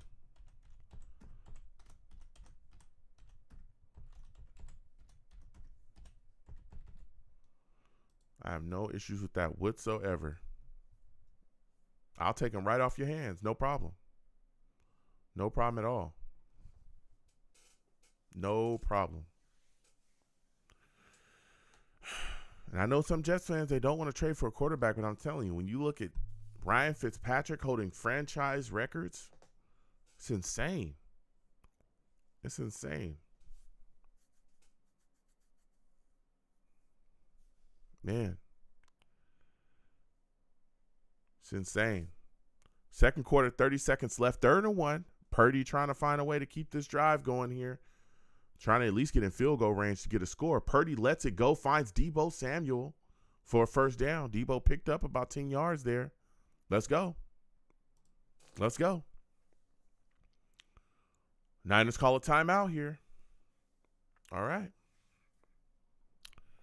Man, oh, man. Val Outlaw says, to be honest, I wouldn't do the waiting game for Lamar Jackson because that could last until probably springtime. If we could get Derek Carr, I will make the move.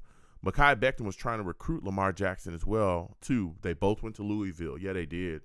They did both go to Louisville. So, yeah, I'm right there with you, Val. I could see this situation, especially with Aaron Rodgers, too, playing out where he takes so long to make a decision and we don't know what he wants to do, and then he's mulling back and forth. And same thing with Lamar Jackson. Oh, we'll see what happens with him. Listen, get a guy in here that's going to handle business, Carr, make it happen, and move forward. You know? And Derek Carr has made it pretty clear that he is looking to move on, you know? Purdy dropping back. Purdy letting it go. Ooh.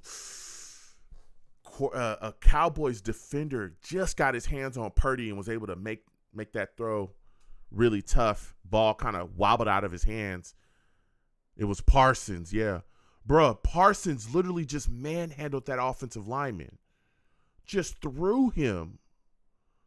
My goodness. Just threw him on his butt. Man. Oh, my goodness, man. Come on. I'll get back to the Savages in a second. Second and 10, 19 seconds left in the second quarter. Purdy and the Niners trying to get down the field, make it happen. Purdy dropping back. Purdy letting it go down the field. Purdy finding Jennings. Jennings getting out of bounds. Wow. That was a big throw. They probably picked up about 20 yards on that one. Woo. It's a backbreaker right there. Wow. Wow. This guy Purdy he's making it happen. He's making it happen. And he don't stop. He don't stop. Val Outlaw says, yeah. He said, yeah, Derek Carr already said that he's looking to move forward in a new city. Yeah. Yeah, he already has. Purdy dropping back again on 1st and 10. Purdy letting it go. It was in Jennings' direction, but nothing. Orlando C says, the channel has great quality. The mic is on point, Joe. Salutes. Thank you so much. I appreciate that. And I appreciate you as well. You know, constantly working on quality. Want to get better for y'all. A lot of content coming. As y'all know, we do live radio shows. You know, we game on here from time to time as well when my schedule allows.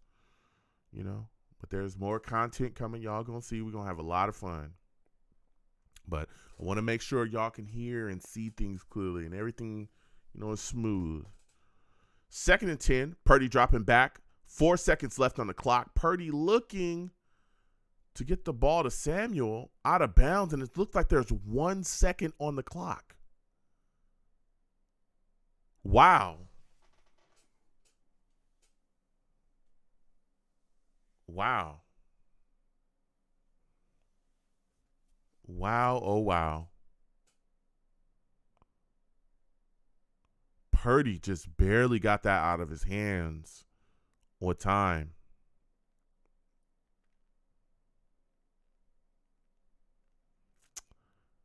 They're going to try to attempt a 50-yard field goal. But Cowboys call a timeout. So,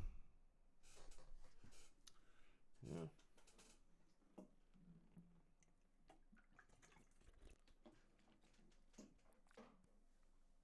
Man, oh man. Purdy he's handling business. Venom G says we need a Purdy.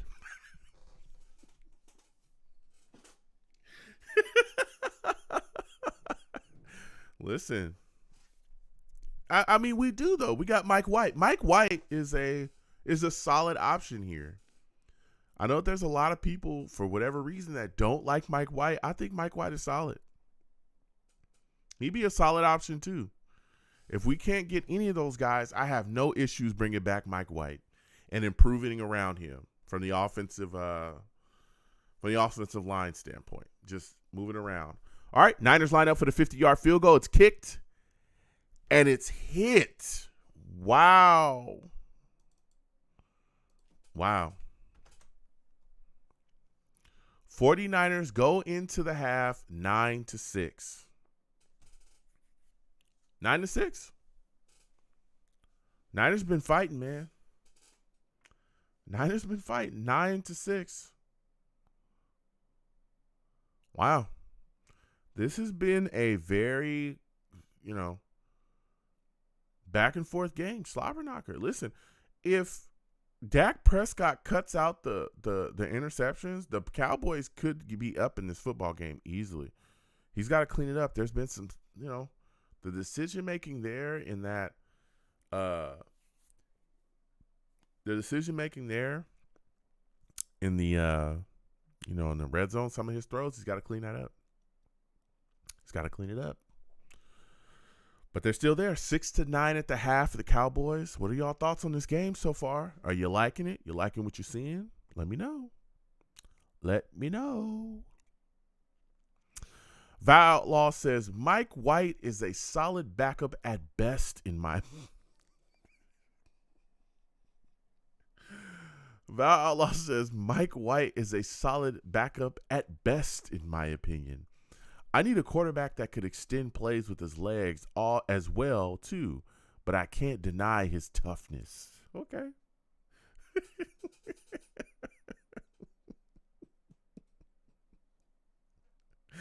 Val Outlaw says, give me a runner and give me one now, darn it. Give me a runner immediately. All right? Jeez. Venom G says, Mike might be him. Purdy was the third string. Yeah, he was. So here we are. We're sitting in a situation and we've got to make it happen. The Jets are a quarterback away. We really are a quarterback away. Man, so many things improved here, and we're still struggling to find that quarterback. We're still trying to figure out what's going on here. All right, at the quarterback position. It's mind-boggling. It is mind-boggling. Mind-boggling, man.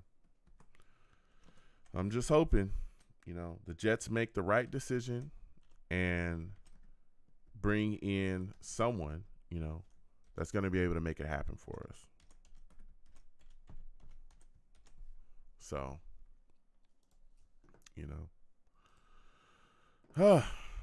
we just got to make it happen, man. NY Jets FL says, even Purdy's struggling today against a good defense. Yeah, listen, Purdy's, there's been some things going on, but, again, he's making plays, though. He's making plays when he can. He's had some moments where it's been like, whoa, what are you doing? He almost got sacked and lost a bunch of yards, but able to stay on his feet, right? Almost fell down on one of those plays where he was running. But he's able to gather himself and really get going. So, Purdy's been able to – he's looked good. I mean, Dak is struggling as well. You see Dak too. I think Dak already has 2 picks today. Dak already has 2 interceptions on the day here. Crazy. Absolutely crazy. Yep, 2 picks. He's had some, decisions where that one throw to CeeDee Lamb that he kind of lobbed up there, that was a bad interception. Then they were getting down, looked like they were in scoring position, and next thing you know, ball gets tipped up by Ward. I think he was trying to find CD again and threw it kind of low. Cornerback Ward looked like he was going to catch it. He actually popped it up, and then Warner caught it for an interception. So if Dak can clean up those mistakes, the Cowboys can really get rolling as well in the second half. So I like what I'm seeing. This is a very tough, hard-fought battle. I'm just hoping that one day we see the Jets, one day soon we see the Jets in these playoffs. Purdy already has 129 yards throwing the ball, 12 of 19. Oof. Man, oh man. We'll see. Let me get back to the Savages, man. Hawkeye says, what I want to know is why didn't Sulla pull Zach at halftime in the second Patriots game? I think our coach needs to take a big step next year. Yeah, there's a lot of people talking about Robert Sulla and why he didn't. There's a lot of theories out there. All right. And there's been a lot of conspiracy theories and a lot of rumors swirling surrounding Sulla, the quarterback position, and the decision making there at the New York Jets within the front office, the franchise, whatever, right? There's a lot of people talking about how I remember there was rumors swirling about Sulla and the front office clashing, like the owner, because the owner, Woody Johnson, was the one pushing to have Zach Wilson out on the field. And there was a point where the rumors were swirling that Sulla's job could be in jeopardy because he didn't want to start Zach Wilson, that he wanted to start Mike White. And there's been a lot of talk about them wanting to start Mike White from the jump and sitting Zach Wilson after that first year. There was talks in the offseason that they wanted to sit Zach Wilson and start Mike White. So that's been swirling around, man, you know. But I think that Sulla and them came to I think it all came to a head after the game when Zach Wilson said that he didn't owe the defense anything for playing like that, for the offense not producing. I think that they looked at that situation because even after that, Sulla and them, I think it was like after the press conference, they pretty much said that they intended to start him in the next game. But then after everything had boiled over and settled down, they sat down and the team responded the way that they did. They knew that if they continued to start Zach Wilson after that performance, after the couple performances that he had leading up into that game, that there was no way in the world the team was going to go for it. And if they would have started Zach Wilson, he would have lost the football team. There'd have been no way. They wouldn't have listened to him. They wouldn't have cared. They just would have came out and just did whatever. So that was a move that he had to make to keep, you know, his team intact. You know, he had to. And he did what it took. But that's been a big question is, you know, why didn't they move away from Zach earlier when they saw that he wasn't playing the way they needed him to play? And maybe it was Joe Douglas because, again, Joe Douglas drafted him. Joe Douglas has a vested interest in seeing him succeed. Maybe he sat down with Sulla and said, listen, Zach's got to be the guy, you know. Maybe that's something. Who knows? Venom G says, I feel you, Val. We had a QB that could run, and we still have one.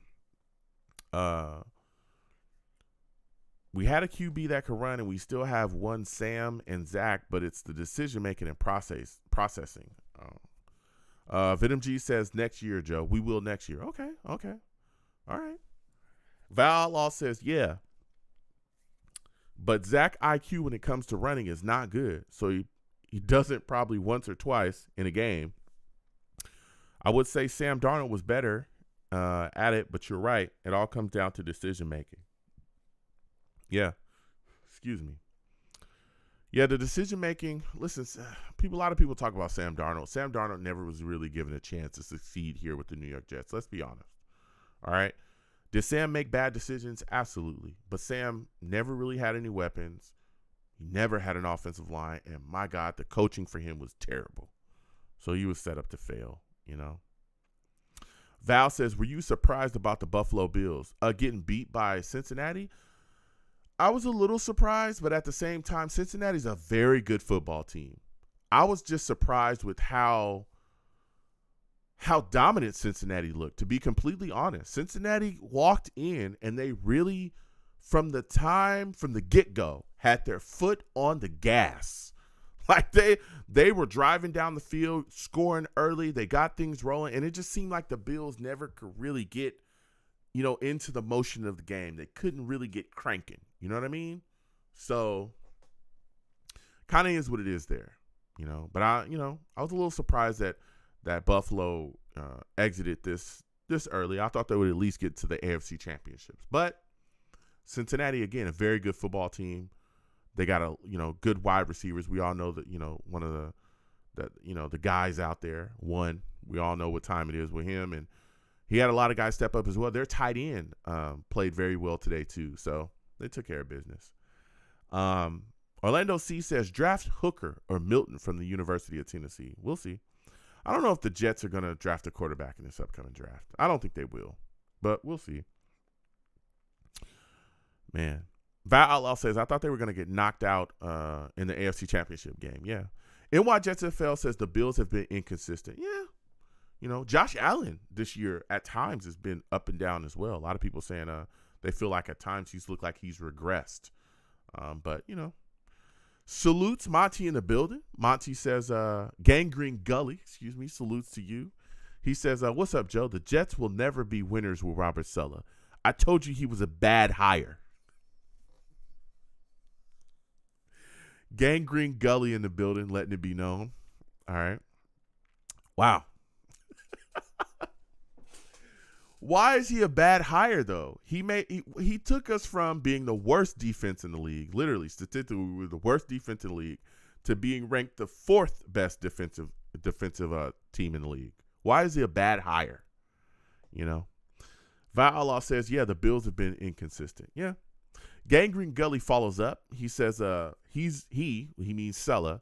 Saleh is a good coordinator, but not hiring an offensive head coach will ultimately be our demise. Okay.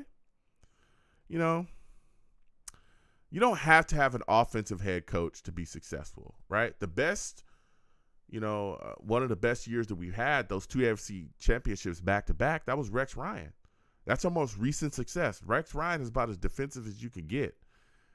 I think we have some issues, and we'll rectify those issues this upcoming offseason, but hopefully, right? But I think we can win with Saleh. We just got to get the right offensive guy in here, get the right QB, and start building that chemistry. But, salutes and respect to you, Gangrene Gully. Orlando C says, gonna be hard to keep that Bills team together. You can't keep hitting that ceiling and don't punch through. We'll see. And why Jets FL says the Bengals had over 150 yards rushing. Yeah. Mixon, I forgot. Mixon was running very well today as well. He did. Mixon, T. Higgins, they were really putting some things together, but Mixon was running very well. That was another thing that was surprising, how well they ran the football down the Bengals' throats when they needed to. That was very good. Val says, I feel like we're having a problem finding an offensive coordinator because they feel like the coach and GM are on a hot seat. If they don't make the playoffs in another season, they're probably if they don't make the playoffs in another season, they're probably going to get moved on from, I guess is what you're trying to say. But yeah, that's another thing that I've talked about as well on the show, is that attracting offensive coordinator candidates here is going to be tough, because not only you have to deal with Zach Wilson, right? You have to have a plan and be actively invested in completely fixing Zach Wilson, right? Which is tough, especially if he's a quarterback that you just don't think is ever going to do anything, or a quarterback that you don't feel fits your system.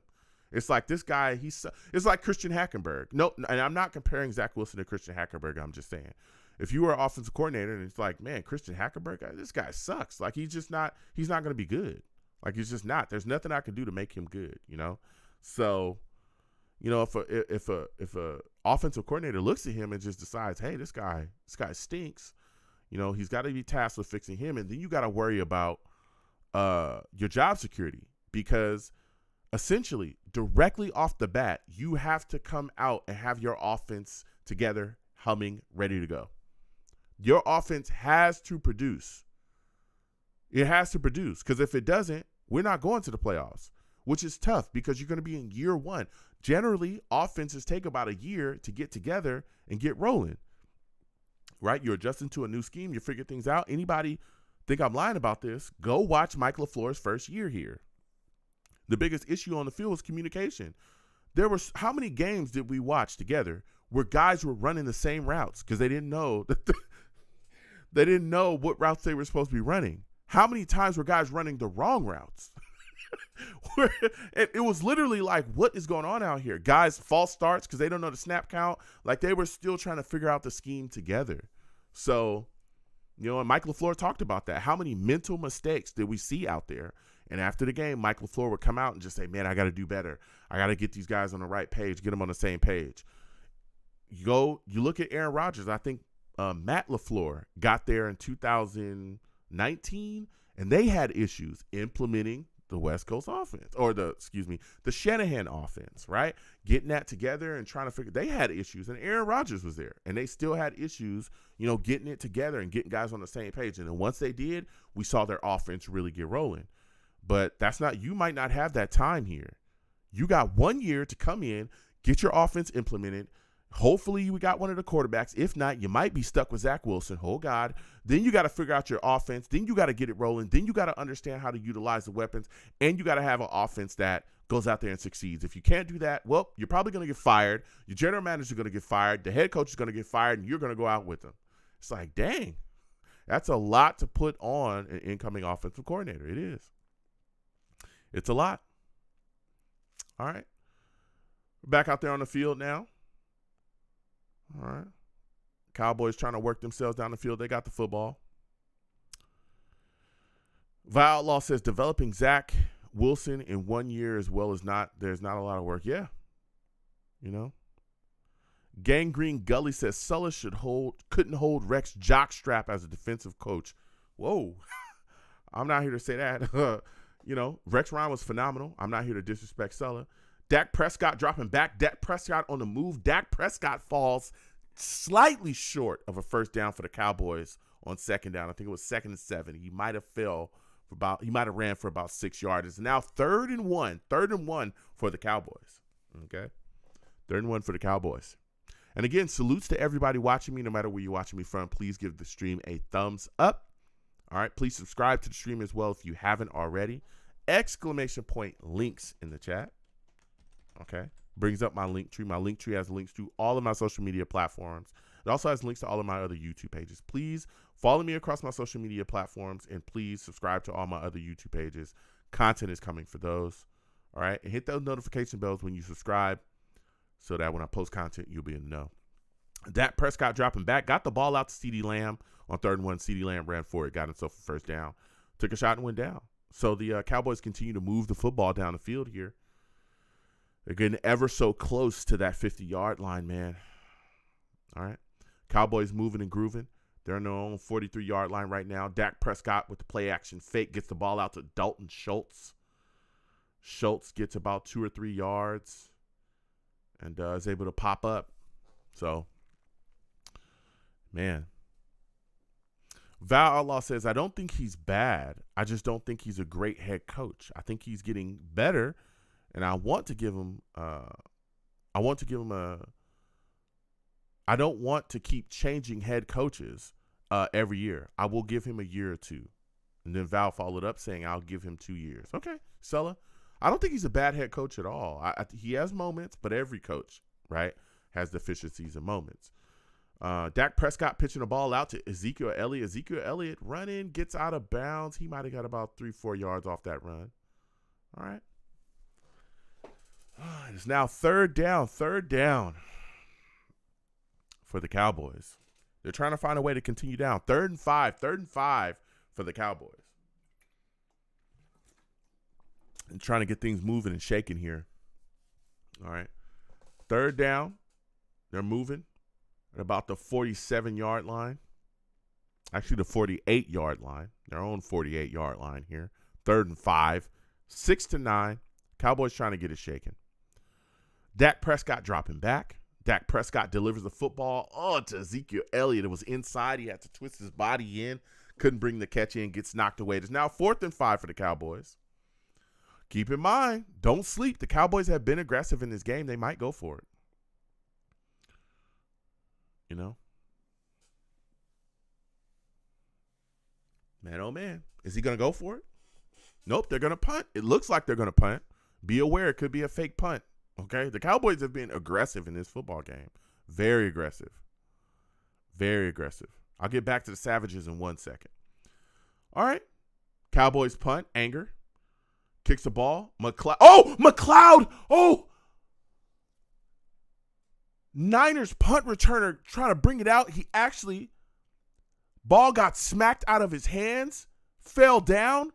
The ball hit the ground. It looked like a Cowboy fell on it and possibly could have recovered it. They're trying to detangle the bodies from the pile right now.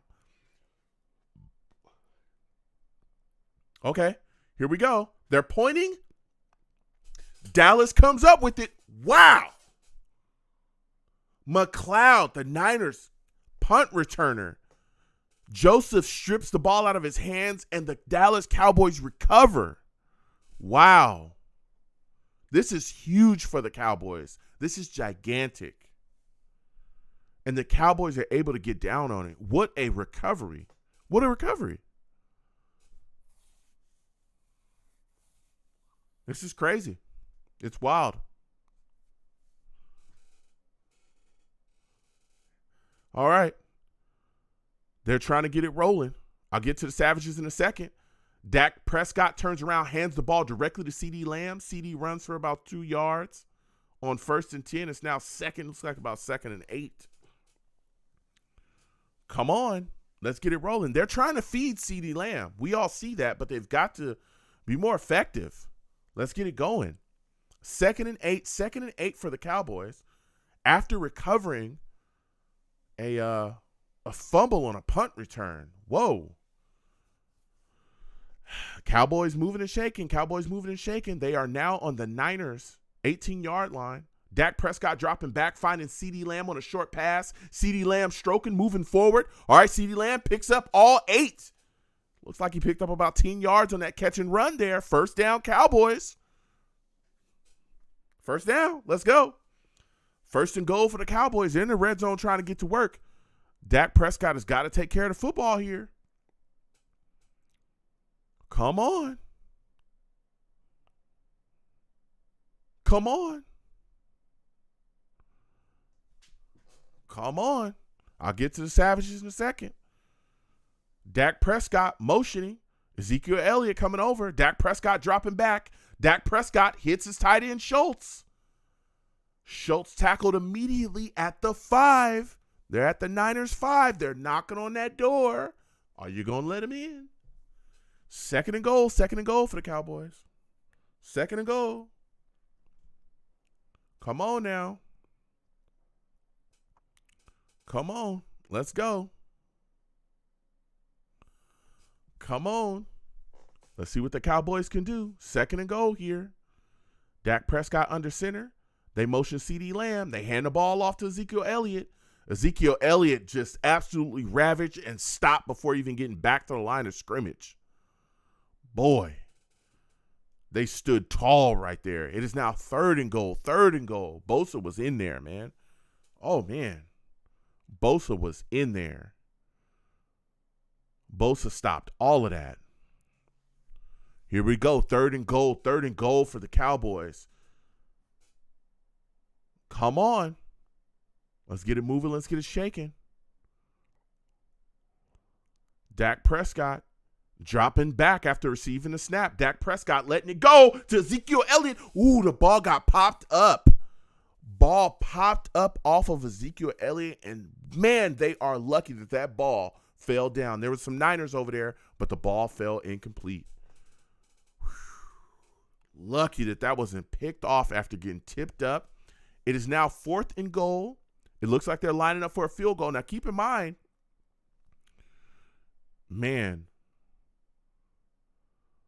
Maher, their kicker, 25-yard attempt. This is no gimme. We've seen them block a extra point tonight. They've been struggling with the field goals. Let's see what he can do. Kicks the field goal, gets it up, and it's hit. Okay. Man. After the struggles. All right. Maher hits a field goal, 9-9. Cowboys fighting, man. Clawing their way back in. What a break. Getting that fumble off that punt return. Woo. 9-9. They in business. Let's get back to the Savages. Salutes to everybody in the chat. Please, again, like the stream if you haven't already. Subscribe. Hit that notification bell. For those of you that are new, we do live radio shows on this channel.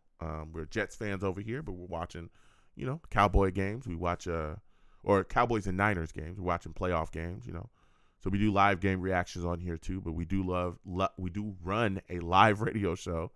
The number is 515-602-9639.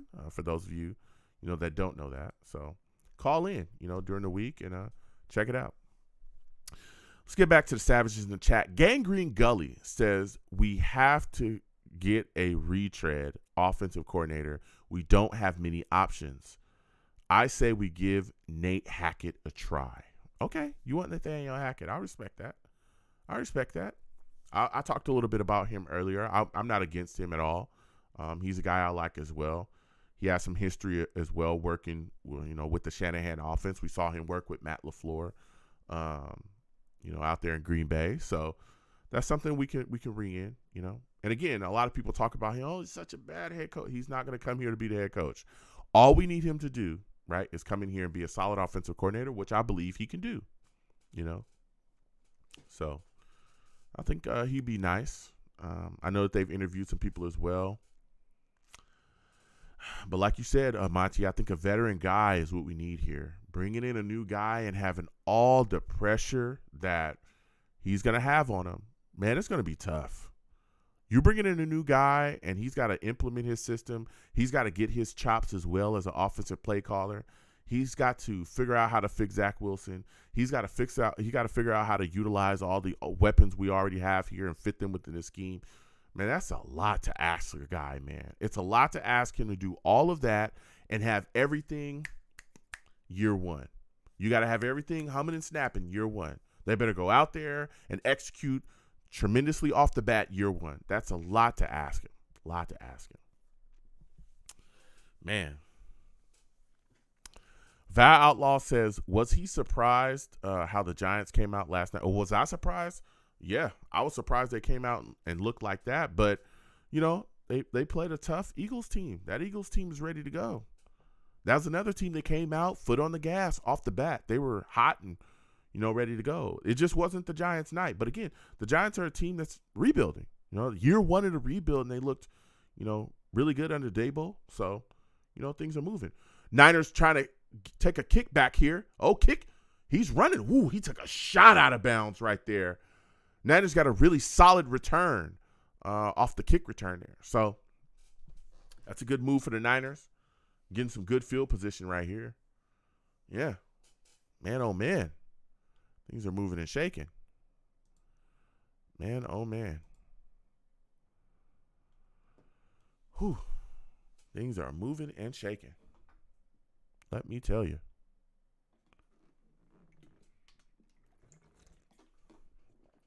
So we are making things happen. All right. Niners get a really good start here. They're at the Cowboys,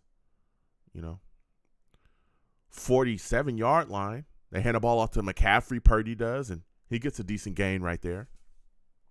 Nice. I like this. So, you know what I mean? Things are moving and shaking.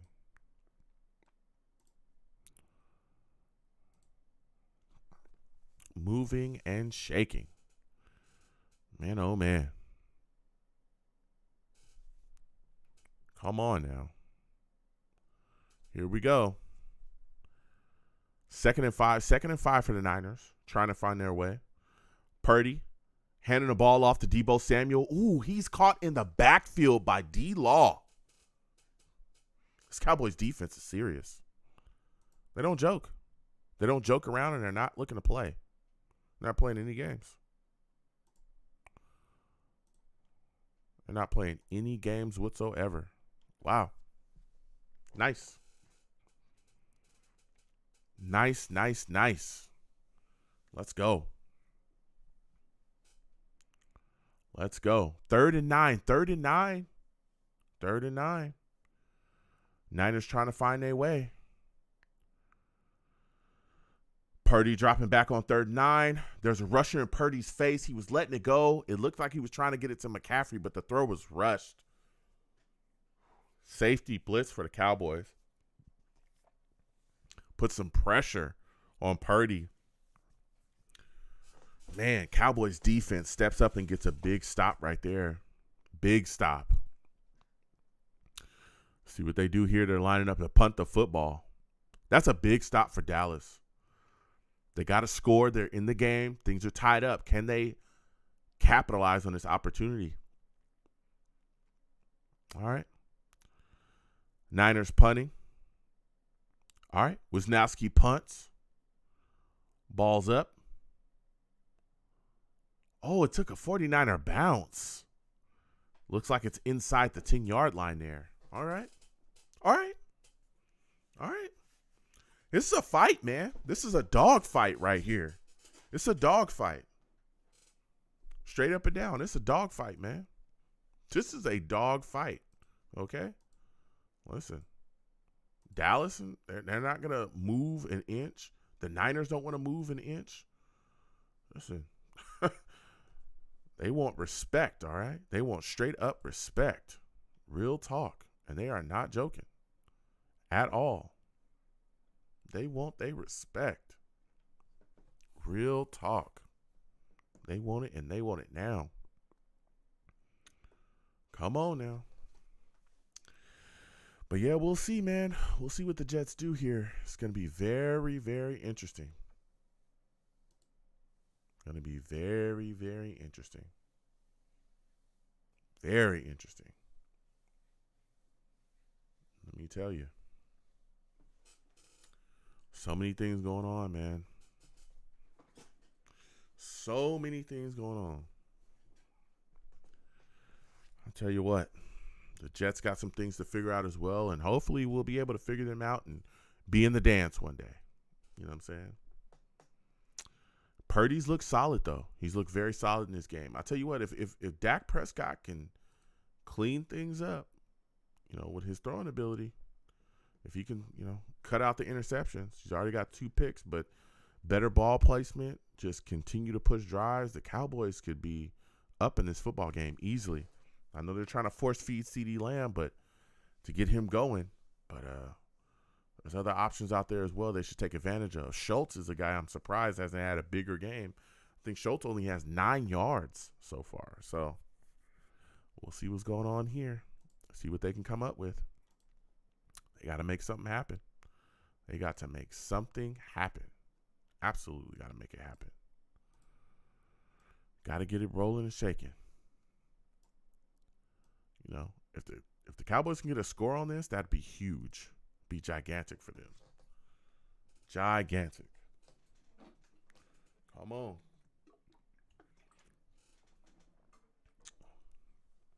Let's see what they can do here. Man. CeeDee Lamb got up grabbing a finger here.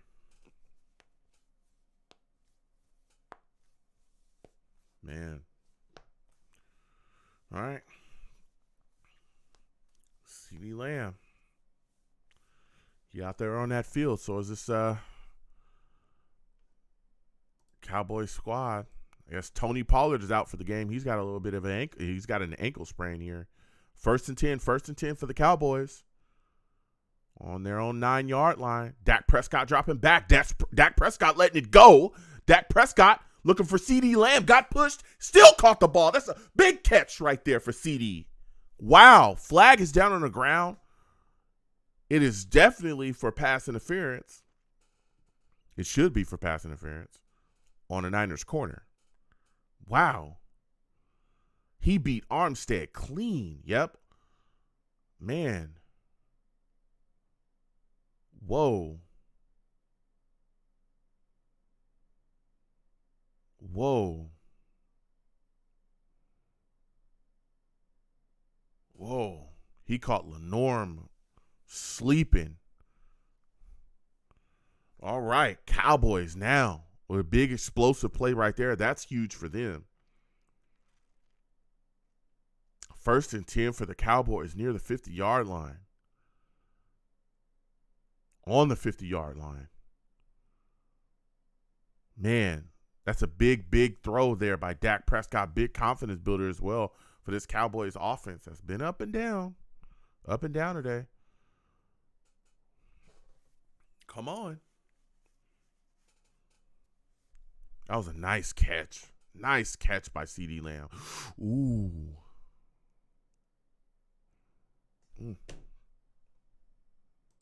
Come on. Val says 49ers offense has to be a little bit better. Yeah, it's tough. This is a really good Cowboys defense. It's a really good Cowboys defense. Dak Prescott now, after the respot of the ball on the Niners 45-yard line, trying to get the ball to Schultz, and the ball falls incomplete.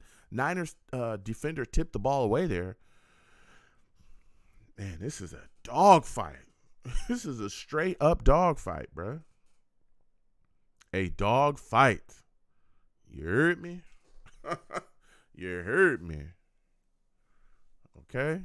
They are fighting out here, man. All right.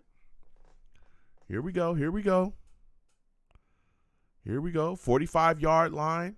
Cowboys trying to roll. They hand the ball off to Ezekiel Elliott. Ezekiel Elliott moving around. He got about 5 yards off that. All right. It is now third down. It's third down. Third down for the Cowboys. 3rd and 5. It's going to be interesting to see what they do. It's also going to be interesting to see how they play this out, right? We know that the Cowboys have been aggressive today, going for it on 4th down. So is this something that they're just setting up? Is this a play to set up a 4th down attempt? Very interesting to see what Mike McCarthy does. CeeDee Lamb in motion. Oh, they're going 5 wide right here. Dak Prescott dropping back. Dak Prescott letting it go. Dak Prescott. Ooh, Warner almost had an interception. Oh, man. Yo, this dude Warner was running with CeeDee Lamb down the field. He's a linebacker. What in the world? Warner turned his head around. Oh, he had a chance at it. He didn't even see it. He just kept CeeDee Lamb from getting it. Wow. Yeah, he just kept CeeDee Lamb from CeeDee Lamb had his hands on it but he just couldn't get enough of the ball to bring it in. That was really good coverage by Warner. Wow, he's a linebacker running with CeeDee Lamb. That's insane. 4th and 5 for the Cowboys. They're going for it. Dak Prescott in shotgun. Is he going to snap it? That's the question. Is this a fake? Is this a fraud? Dak Prescott coming up to the line. Oh, my goodness. Are they going to take the delay of game? They're taking a delay of game. They're just trying to bait the Cowboys or just trying to bait the Niners. I don't know about that, man. I don't know about that. Let me get back to Savages. I don't know about that, man. Tony Pollard with an ankle sprain, they're saying. High ankle sprain. He's done for the game. Man. Orlando C says Purdy is going to make a rookie mistake when it really matters. Just watch. Okay. Orlando C saying he thinks Purdy's going to crack under pressure. I respect it. I don't know. Purdy's looked very good in he's made some big plays and some big moments here. Dallas punts the ball. Let's see what they can do here. Ooh, fair catch, and the punt returner retains possession. Val Outlaw says Warner is really a problem on linebacker. Yeah, he really is a problem at linebacker. Man, that guy is unbelievable. Warner's unbelievable. You know, he's unbelievable. He's a linebacker, and he's running with CeeDee Lamb. What in the world? You know, what lab did they create you in where you can run? You know, this dude's big, and he's running with CeeDee Lamb down the field like he's a wide receiver. Are you a corner? Get out of here, Warner. You know? Crazy. That guy looks like a created player. Get out of here. I don't believe you. You know? You're not a regular human being. Get out of here, man. Get out. You know? Warner looking clean today. Niners defense looking solid, man. They're making the stops when necessary. Handling business. You know what I'm saying? Niners defense got some standouts. All right. Greenlaw's been able to make some plays today as well. See them do some things. There's been some shaky flags that they've done. Bosa has been doing his thing. Armstead. And again, Fred Warner has been phenomenal. Been phenomenal today. It's been impressive. We're going to see, man, can this Niner offense, get into the end zone? Can they do it? That's the big question. Can they do it? Can they get themselves some points, get some score, get a big score, get a TD, get another? Let's go. Can they make it happen? That's the big question today. You know what I mean? Man, oh man. But we'll see. Orlando C says he feels like Purdy is going to make the big mistake when it matters the most. We'll see. We will see. We will see. Man, oh man. We shall see. We shall see what's moving and shaking. We'll see what's happening. Let's get a poll going here in the chat real quickly. Do you think the Niners will score on this drive? You know, you think the 49ers will score on this drive? Let me know, guys. Do you think the Niners will score on this drive? Let me know. All right. Niners back out on the field now. Vote up. It's anonymous. Okay.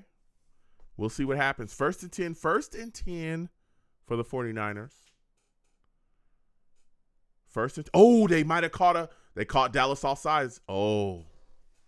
That was a good play right there. That was a good pull by Purdy.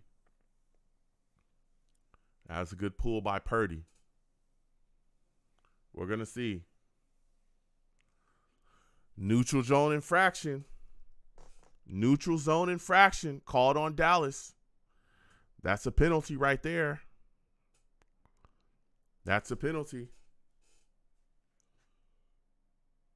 That's a penalty on D-Law. 1st and 5 now. 1st and 5 for the Niners. Let's go. 1st and 5. Purdy, let's see what he does. Purdy hands the ball off to McCaffrey. McCaffrey steaming forward. Got a first down.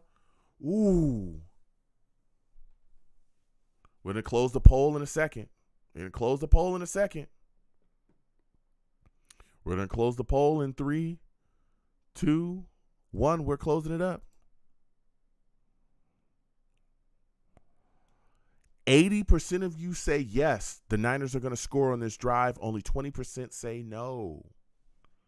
All right. We'll see what happens. We'll see what happens here. Purdy under center right now. Purdy handing play action pass by Purdy. Purdy dropping back. Purdy letting it go. What a catch by Kittle in traffic. Wow.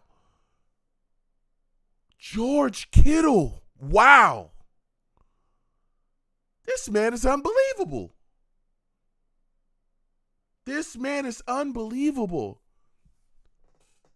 Runs himself into space, right? Wow. Tipping the ball up. Cowboy defender right in his face. Could have took his head off. Is able to tip it back to himself, make the catch, evade the Cowboy defender, and goes down with the ball. What a catch by Kittle. Wow. 1st and 10 for the Niners after that. From the 48-yard line, Purdy with another nice throw to McCaffrey. Wow. That was an insane catch by Kittle. Wow. Insane.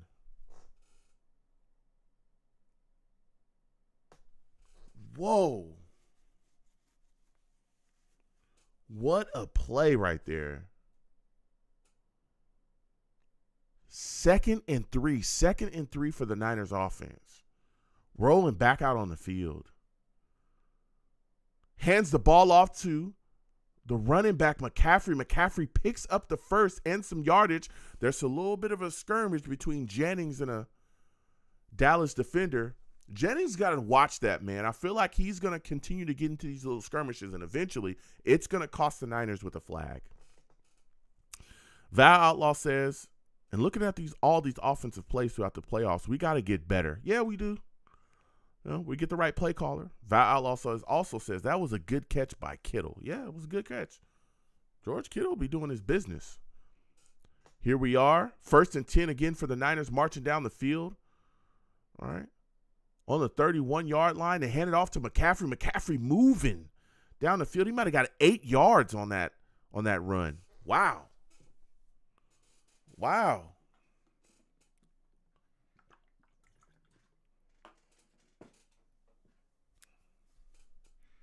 Come on.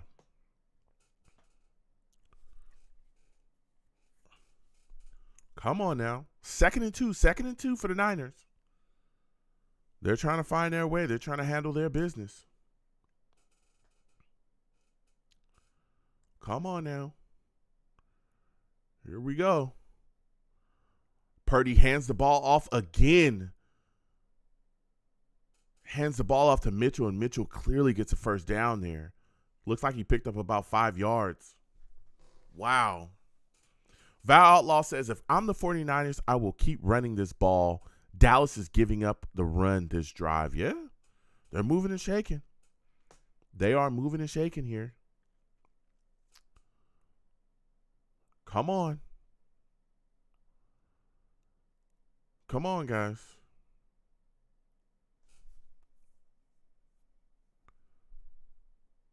Come on.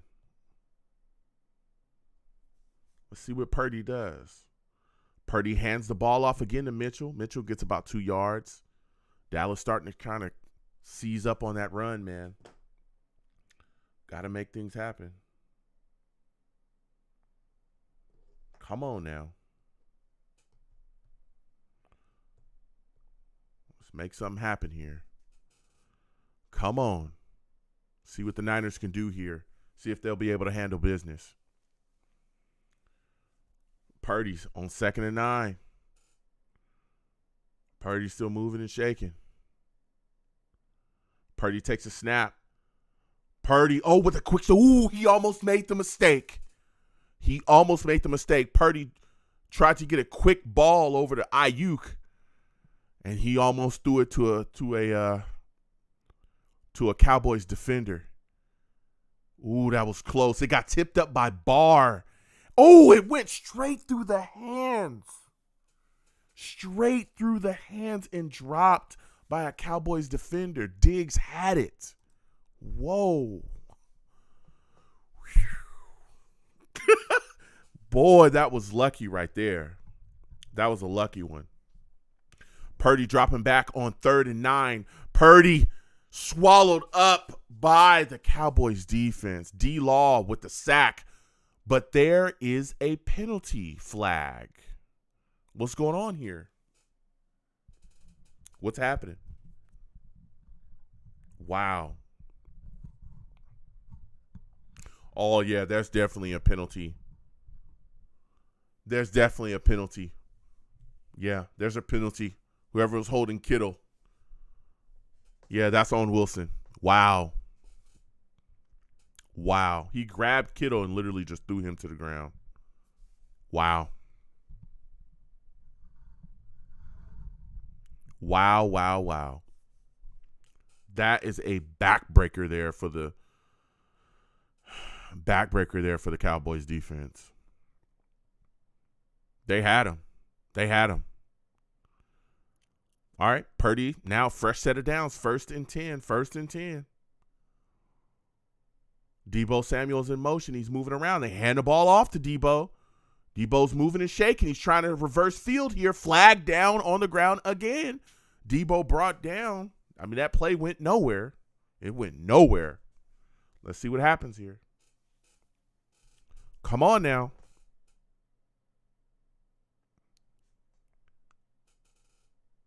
Let's see what happens. What are they calling? What are they calling?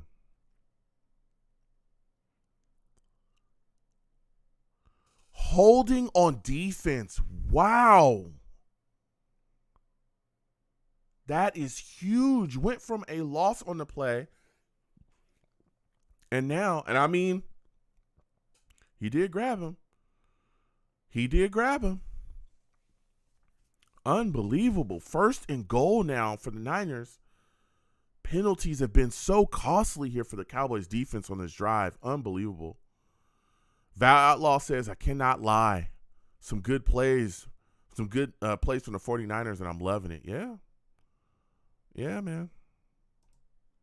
Great plays there, man. Whoa. Oh, yeah, I tell you. They hand the ball off to Juszczyk. Moving and shaking. Man. What a move and a shake right there. Wow. Wow.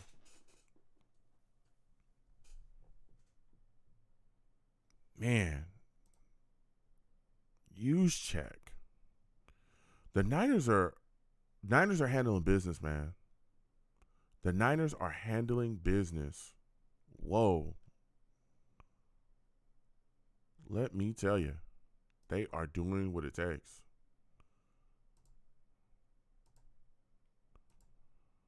Man. Wow. This has been an impressive drive by the 49ers. Very impressive. And the Cowboys with their penalties, boy, have been extremely costly. Extremely costly penalties. Whew.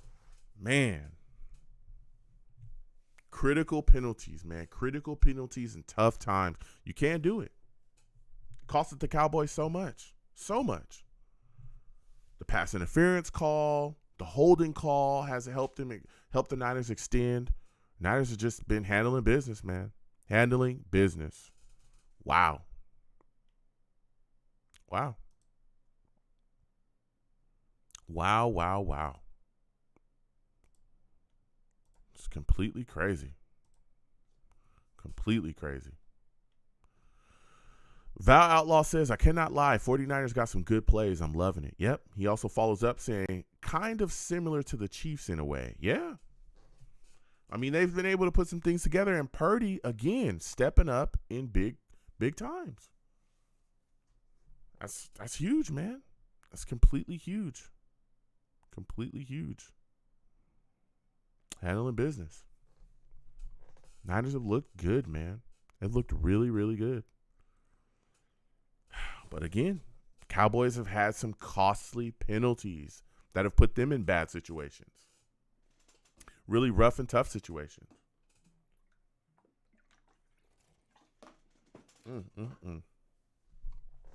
Rough, tough situations, man. Just got to keep it moving. So, they're handling it, man. But the Niners have got to come away from this drive. They got to get into the end zone. They've got to. They've got to get into the end zone on this drive. They must. You've got to capitalize on this. You have to. You have to. You must capitalize on this drive.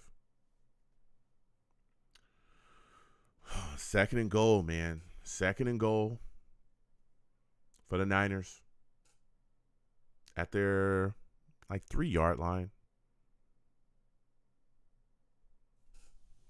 Man, the Niners have really put some things together. It's going to be a huge drive for them. If they can get into the end zone, this will be the first touchdown they scored in this game. Purdy lining up with the Niners offense here. They're on about the 3-yard line. Second and goal. Purdy takes a snap, hands it off to McCaffrey. McCaffrey into the end zone. Touchdown. Touchdown. What they tell you. What they tell you. Touchdown. What a drive by the Niners offense. What a drive. What a drive by the Niners offense. Wow.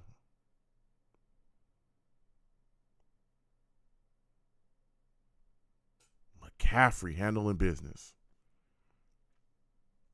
All right. Now we're standing up here. Kicking a field goal. Extra point, excuse me. Extra points up, and it's good. It's good. Wow. What a sensational drive. What an amazing drive put together by the Niners. Wow. Orlando C salutes to you with a big donation. Salutes to you, Orlando. Orlando says, keep up the great work, Joe. Thank you so much, man. I appreciate you. Thank you for giving to the platform. I appreciate you, my friend. Thank you for the kind words as well. You know, I do this to connect with people, have a good time, have fun. I really enjoy it. So thank you again for the big donations to the platform. I appreciate it. I appreciate that. Val Outlaw says they put together A good play package. They did. That was a phenomenal drive by the Niners.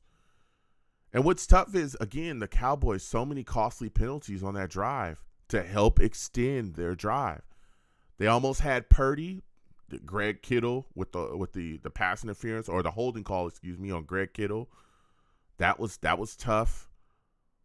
Almost had the interception, dropped it. Diggs drops it. Then they get the flag. Then they get the other holding call on the defensive lineman for the Cowboys, who literally is grabbing the Niners jersey. You can't do that. Costly penalties. Niners kick the ball off. All right. Cowboys kick returner moving. Oh, he's got some space. If he would have just ran outside, he should have ran. Turpin had a lane. If he would have just got outside the right side of that blocker, man. But that is a big kickoff return. If he should have went the other way. He should have went the other way, man. Just go right. You don't want to try to run into the kicker. That was close, man. That was close.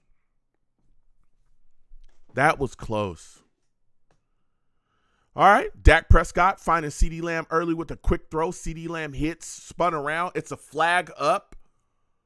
Flag thrown up on the play. We'll see what the flag is there. Turpin had a chance to run that back for a touchdown. If he would have took it back out the right side, because the guy spun around. The guy that was blocking for him, the guy that he was blocking spun around back inside to the left side. He's running back inside. Come on. You can do it. That would have been a touchdown. He had a lot of lane, and then he had the blocker with the wall. That could have been it. The blocker could have basically had two guys. There's no foul on the play. I just threw a flag. There's no foul on the play, guys. Sorry. Man, Val Outlaw says it wasn't basic. They got the play package together. Yeah. It was clean. Purdy almost made a mistake there, but they got to break their way, and they just kept it moving. And again, the penalties for the Cowboys really hurt them. Second and four. Dak Prescott handed off to Ezekiel Elliott, who's moving forward. Ezekiel Elliott got about 3 yards there. He might have got to the first down line, depending on the spot there. Looks like he got extended. But I tell you what, he had a lot of room that he could have ran for, but that Niners defender just caught him. There was some space that he could have took off and got. Third and one for the Cowboys offense. Can they get this first? That's the big question. Can you keep it moving? Can you get the first down? What's happening? Can you make it happen? Come on now. All right, here we go. Third and one. They hand the ball off again to Ezekiel Elliott. He rolls out to the right side and picks it up. He got about 4 yards. They have been converting on these short yardage situations to get first pretty consistently. They're even going for it on fourth down early. I'm liking this. I'm liking what the Cowboys are bringing to the table. They've got to finish this drive, though. They've got to get on the board here. They got to get on the board. Let's go. Let's get it moving. Let's get it shaking. Dak Prescott under center, dropping back, play action pass. He's looking for someone. Dak Prescott finding CeeDee Lamb. CeeDee catches the football. All right, that's a first down. Looks like he got about 14, 15 yards maybe. All right. Let's go. That's nice. Nice. I'm telling you. The Cowboys are trying to put something together here. They're not going to go into the night silently. All right. Cowboys driving down the field now. Inching ever so closely to that red zone. On the old 28-yard line, it looks like, of the Niners. Dak Prescott. Oh, my goodness. Fred Warner sniffed the whole play out and blew it up. Wow. A Niners, I think it was Warner. Maybe it wasn't. Yeah, it was a Niners defender. Man. I think that's their safety. A Niners safety sniffed that whole play out and took off running. Now, he whiffed on the tackle of Dak, but he blew that play up. Wow. What a heads-up play by that Niner safety there. 2nd and 14 now. After Dak has been brought down for a loss, Dak dropping back. Dak finds CeeDee Lamb again. On 2nd and 14, he might have got 4 or 5 yards off that. Man.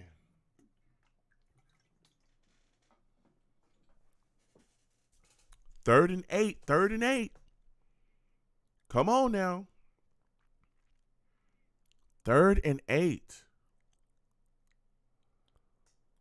Can the Cowboys convert this? Can the Cowboys convert this? They're pretty much on the 30-yard line, or excuse me, the 25-yard line. Dak Prescott dropping back. Dak Prescott fine. Ooh, that was dangerous. Found CeeDee Lamb, threw it back inside, but CeeDee couldn't get his hands on it. Ball falls incomplete. Maher back out on the field. Here's the thing about Maher. We know he's been, struggling. 43-yard field goal for Maher. Can he hit this? Can he hit this field goal? It's going to be huge. This is going to be huge. Ball snapped. Ball down. Maher. Okay. Started. It looked a little bit ugly when it started, but Maher hits. He hits. Okay. All right. Okay. 16-12 now for the Cowboys. All right. 16-12. San Francisco's up 16-12 here. All right. Things looking smooth. Cowboys inching ever so closely. Okay? Ever so closely. They are in business, all right? They in business, man. All right? Cowboys, man. Whoa. That drive looked promising. The Cowboys defense has got to step up here. They got to cut out the silly penalties if they want to really give a chance here. The clock is ticking. Points have been very skimpy in this game. They've been tough to come by. All right. Man. Let me get back to the Savages here. Val Outlaw says, if I'm the 49ers, I'm kicking that all the way deep into the end zone. I'm not letting my guy touch the ball no more. Val says he has to hit the field goal, and he did. He hit it. He hit that. Yes, sir. Yeah. It was good to go, man. He was good to go. And we all know Maher's he's been shaky. But man, oh man. He's done what it takes. He's been clutch when necessary, I guess. Man, Cowboys defense has got to step up on this next drive. Purdy's really been making some plays, and Kittle has been the guy that's really been going off for them as well. Been instrumental, handling business today during their drives down the field. Kittle already has 62 yards. 3 catches, 62 yards on the day. Man, Dallas Cowboys got to find some way. They've been running the ball pretty decently, too. They already got 66 yards on the ground against the Cowboys defense. Man, it's been crazy. It's a good game. It's a darn good game, man. This is a darn good game. Come on now. Come on.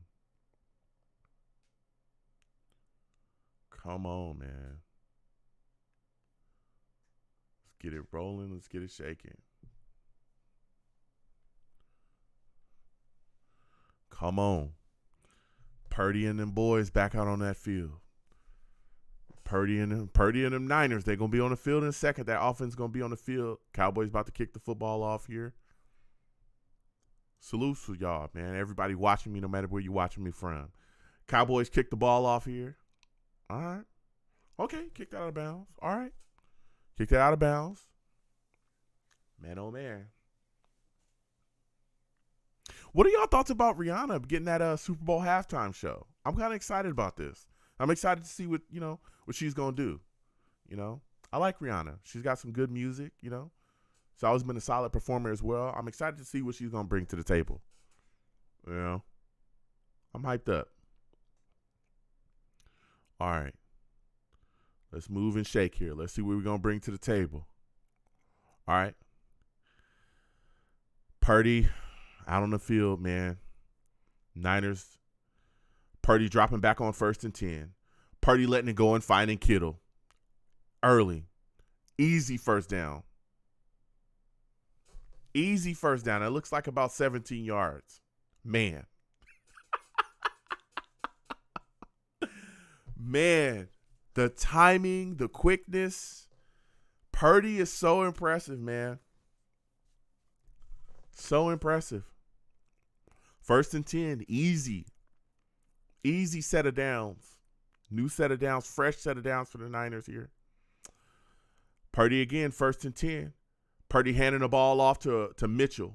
Mitchell scampering, moving around. Mitchell got about 6, maybe 7 yards off that. Man.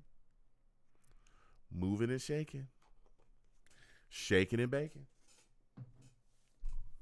Man.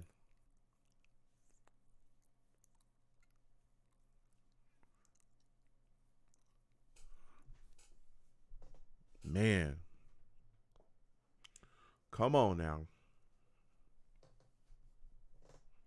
2nd and 2. I'll get back to the Savages in a second. Niners trying to move down the field here.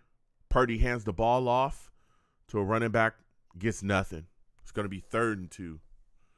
Val Outlaw says, and salutes to you, Val. Val Outlaw says, just look at how the offensive line, how they protect the running back. Yeah, they're blocking really well up front. They got Trent Williams. You know what's crazy? I remember telling people, right, when Trent Williams was with the team in Washington, right, and they were thinking about trading him, and he was saying he was never going to play. I remember telling Jets fans, we need to do whatever it takes to get Trent Williams. And they were telling me I was crazy. I'm telling you, there's no way you want Trent Williams. Trent Williams is the best left tackle in football. Period. The guy's unbelievable. 3rd and 2, Purdy dropping back. Purdy finding Ayuk on 3rd and 2. Easy first down. Purdy just making clutch throw after clutch throw after clutch throw, man. Val Outlaw says, Joe, if it was up to you, if Jimmy G is fully recovered, would you put him in as a starter over Purdy? I'm not a Niners fan, but the way that Purdy's looking, I watch the Niners a lot. You just let Purdy keep going out there and rolling, man. He's looking amazing. And you ride the hot hand. Purdy is phenomenal. Look at what he's doing in this game. He's making the throws that's there. Even when the pressure is big, he's handling business. Hasn't made a huge mistake up to this point. He's doing his business. He's handling business. Keep rolling with him. All right. 1st and 10 for the Niners. Purdy hands the ball off to Mitchell. Mitchell rolling again for maybe 5 yards. Man. This offense of the Niners is still pushing and rolling, man. They're pushing and rolling. Pushing and rolling. They will not be denied. All right? They will not be denied. Come on.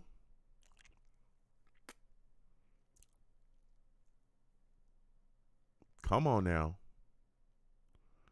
Here we go. Purdy on 2nd and 5. Play clock draining down. I don't know. Oh, they called a timeout. All right. Called a timeout on 2nd and 5. Thought they were just going to let the play clock drain out. But yeah, if it's me, just looking at the way that Purdy is playing right, man, you just ride the hot hand. He's looked phenomenal in this football game. And I know, again, Purdy's not a big name, right? Nobody really, who's Purdy? Who's that guy? But he's come in and played extremely well, So, yeah. But yeah, I remember telling people about Trent Williams, talking to people, about Trent Williams when he was available. And I remember I was saying, they were like, well, what would you trade for him? I said, I'd give up a first rounder for Trent Williams. Well, it's not going to take that much. I was like, I know that. I think around the time they were trying to get rid of him for like a third or fourth rounder. Let me see. I think the Niners got him for like a fourth round pick. I can't remember off the top of my head. Hold on. Let me make sure I'm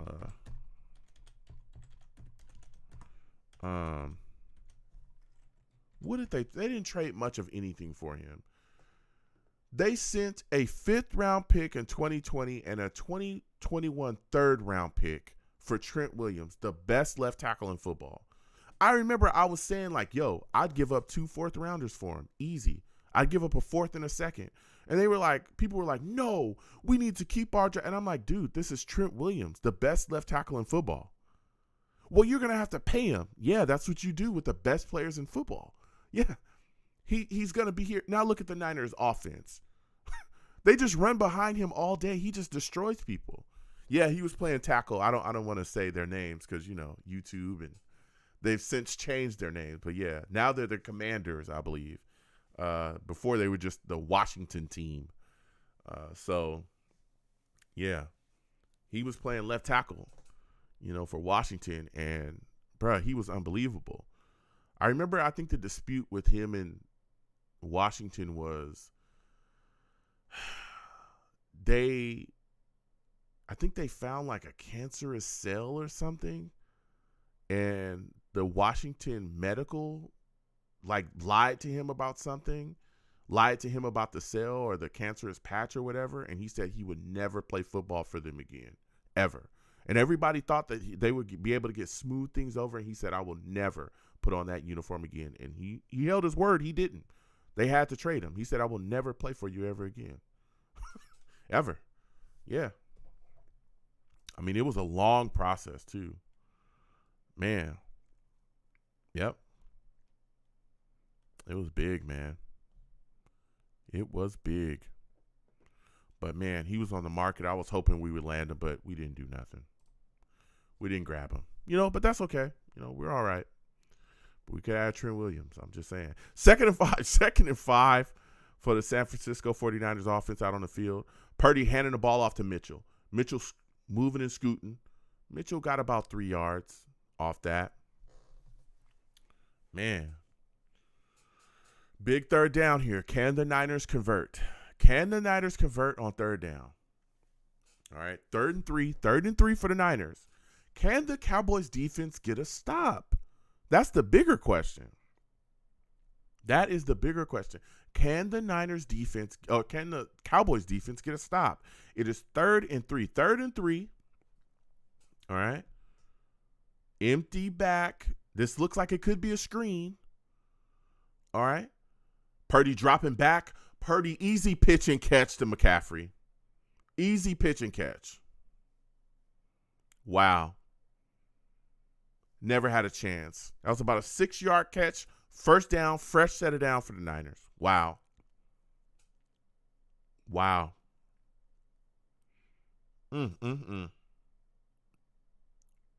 Wow. Big throw by Purdy right there.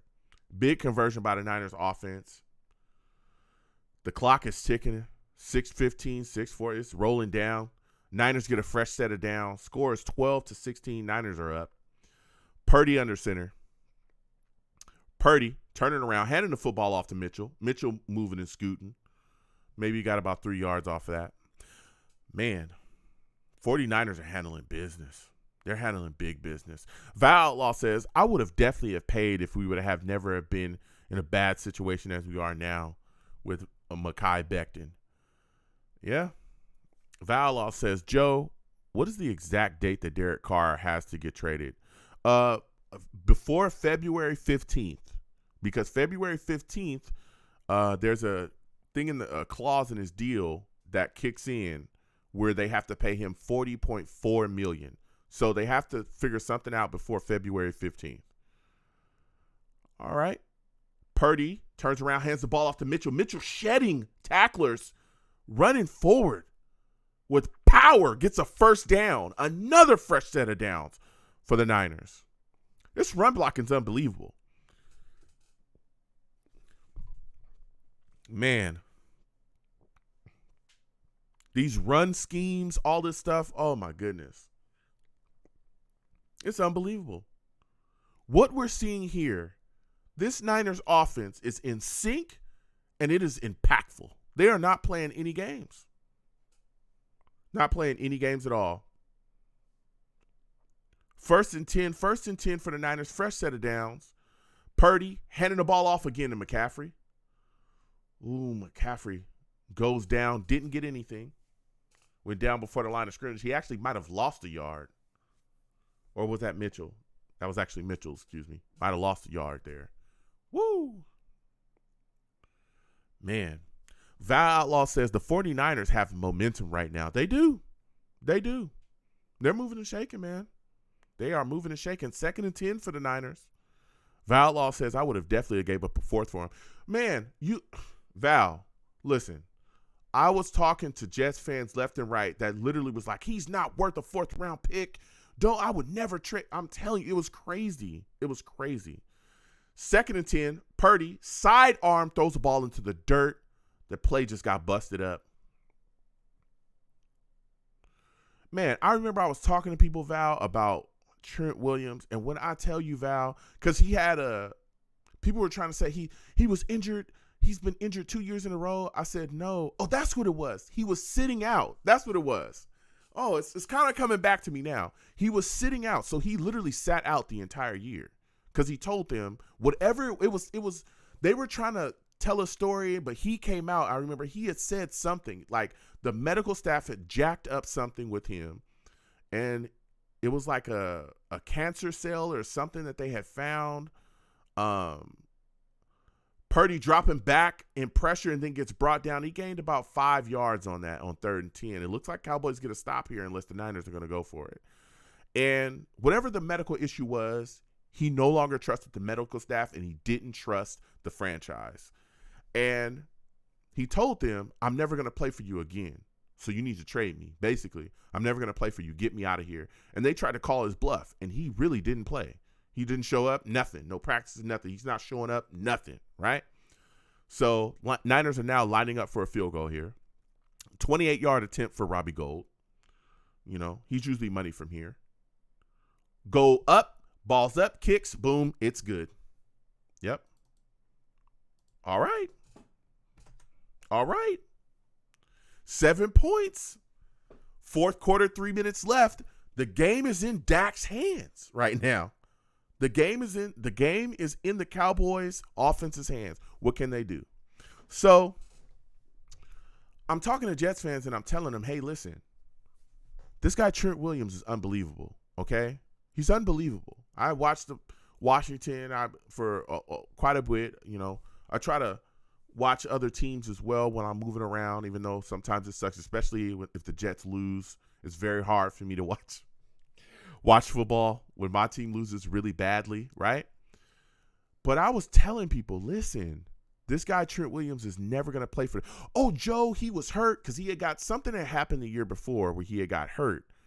And then that triggered, you know, the medical and all that stuff. And I said, listen, I don't think you guys understand. He wasn't hurt last season. He's sitting out. He's not going to play for them. He's already told them that he's not going to play for them. So all this, he's been hurt 2 years in a row and blah, blah, blah. No, he's not. He got a little dinged up 1 year. And then after that, he said, I will never play for you again. And that's why he's not playing. Joe, you're an idiot. Joe, you don't trade, you know, for him. You don't do this. This is when I was telling people about getting rid of Jamal Adams. This is pretty much the exact same time.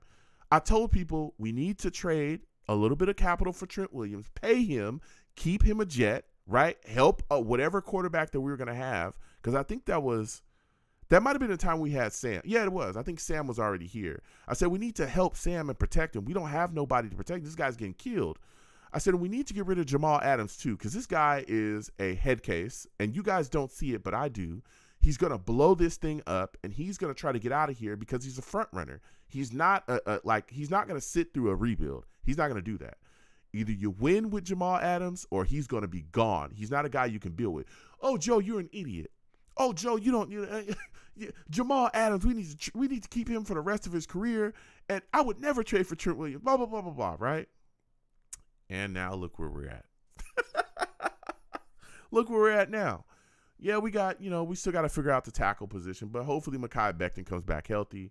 But Trent Williams is the best left tackle in football, and we see what happened with Jamal Adams, It's crazy. Outlaw says, I definitely would gave up a fourth for him. Yeah. Orlando C says, why didn't it work out for McCaffrey in Carolina? Dude's a beast. Yeah. They moved on from him. I don't think they wanted to pay him. I think that was the big issue there. And they're kind of going through a rebuild over there, too. They got rid of, I forgot their coach. I forgot his name. Cowboys received the kickoff. Kick returner coming out. He got back to around the 16, 17-yard line before he got brought down. Val Outlaw says, wow, $40 million? They better start making some phone calls. Yeah, I'm telling you, they're going to have to move on from him. He's already talked about getting ready to, going about his business. You know what I'm saying? So they're going to have to make some phone calls. It's going to be interesting to see where he goes. Again, there's a lot of teams that are going to be vying for his services. The Buccaneers could be one of them. A lot of people not talking about that. Tom Brady. There's a lot of talk that Tom Brady is probably not going to be a Buccaneer next season. We'll see how this shakes out. So, all right, Dak Prescott. Oh, my goodness, Dak Prescott. First throw, almost throws an interception to Greenlaw. Whoa.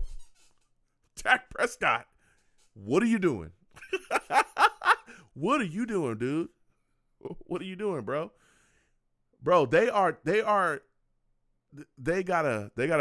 focus. They gotta focus, okay? Dak, I need you to focus, bro. Second and 10. I'll get back to the Savages in a second.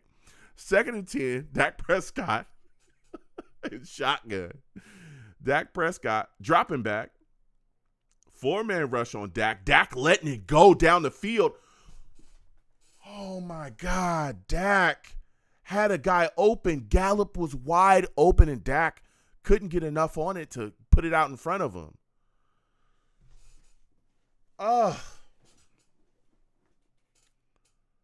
He threw that outside instead of inside.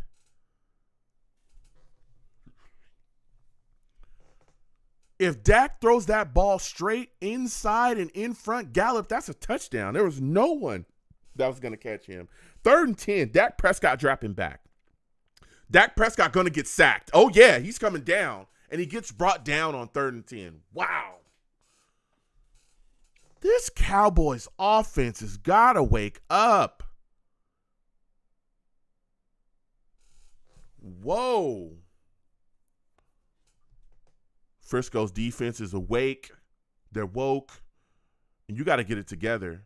They're going to punt? Do you guys agree with them punting?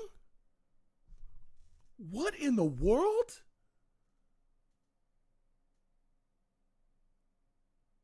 Oh, my goodness.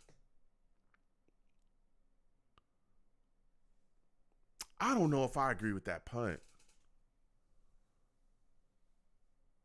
Wow. And then they so much time off the clock as they were lining up. Boy, McCarthy. Man. Get back to the Savages. There was nowhere for Dak to go with that football. But, man, that throw, he missed Gallup. He had him.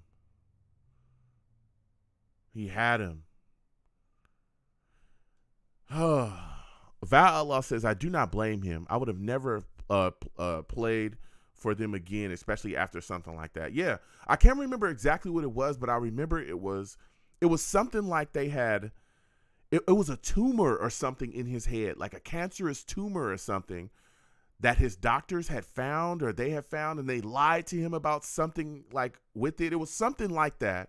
And he told them, the Trent Williams told the Washington team, I will never play for you again. And he never did. Purdy dropping back and gets the ball to Kittle easy and early. Man.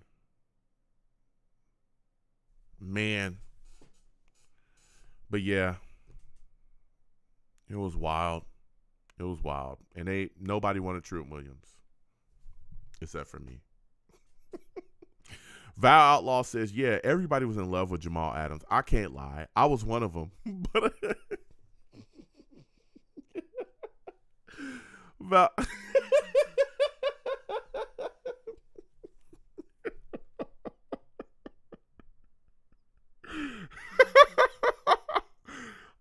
my goodness. Val says, yeah. Val says, yeah. Everybody was in love with Jamal Adams. I can't lie. I was one of them. But to get an offensive line, I would have definitely gave up of that fourth. Yeah. Orlando C says, anyone here want to shop Becton? There's people that do. I've talked to people that do want to shop Mekhi Becton. I don't know exactly what you'd get for him. I wouldn't want to shop him, though. I do think you need an insurance policy for him. So I think the New York Jets will be looking to address the offensive line probably heavily in this upcoming draft. And even if he does come back healthy, you have to get somebody that's going to be ready to go if he goes down, right? And maybe that guy is Max Mitchell, right? Maybe you can say, okay, if he goes down, we'll just plug Max Mitchell back in. But you still have to find a left tackle. Because to this point, it looks like Becton's going to be our right tackle, or starting right tackle, I guess, going forward, right? Unless they move him back to left tackle, then you have a gigantic hole at right tackle. So there's a lot of things at play here. Again, this offensive line, a lot of moving and shaking. The center position could be open too, because Connor McGovern is trash.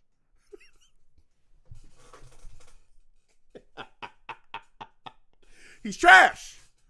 He's awful. Okay, so there's a lot of things we're gonna have to figure out. So we'll see. But I don't know what you get for Becton, especially with his injury issues. Gangrene Gully says Jamal gave us everything he had. Gangrene Gully continues to say, we traded Jamal and haven't made the playoff and still haven't made the playoffs. Yeah, but we're closer to the playoffs without Jamal than we are with him because of what the capital we were able to acquire, the pieces we were able to acquire without him. Okay. And that's what I was telling people for a whole year. And people told me I was an idiot for wanting to get rid of Jamal Adams and that he was going to stick around, and he was, whatever. Viola says Bucks, Titans, Panthers, and everybody keeps talking about whether yeah. There's going to be, like you said, Bucks, Titans, Panthers. There's going to be other teams. You can throw the Raiders into that too. Well, in other cases, but there's going to be quite a bit of teams vying for services. Absolutely. I don't know if the Titans got that. I forgot his name. Malik. I think it's Malik something. They got a quarterback too. The guy they took from Liberty. Purdy handing the ball off to Mitchell. He gets brought down. Minute and 53 seconds left on the clock. I think the Niners called a timeout here.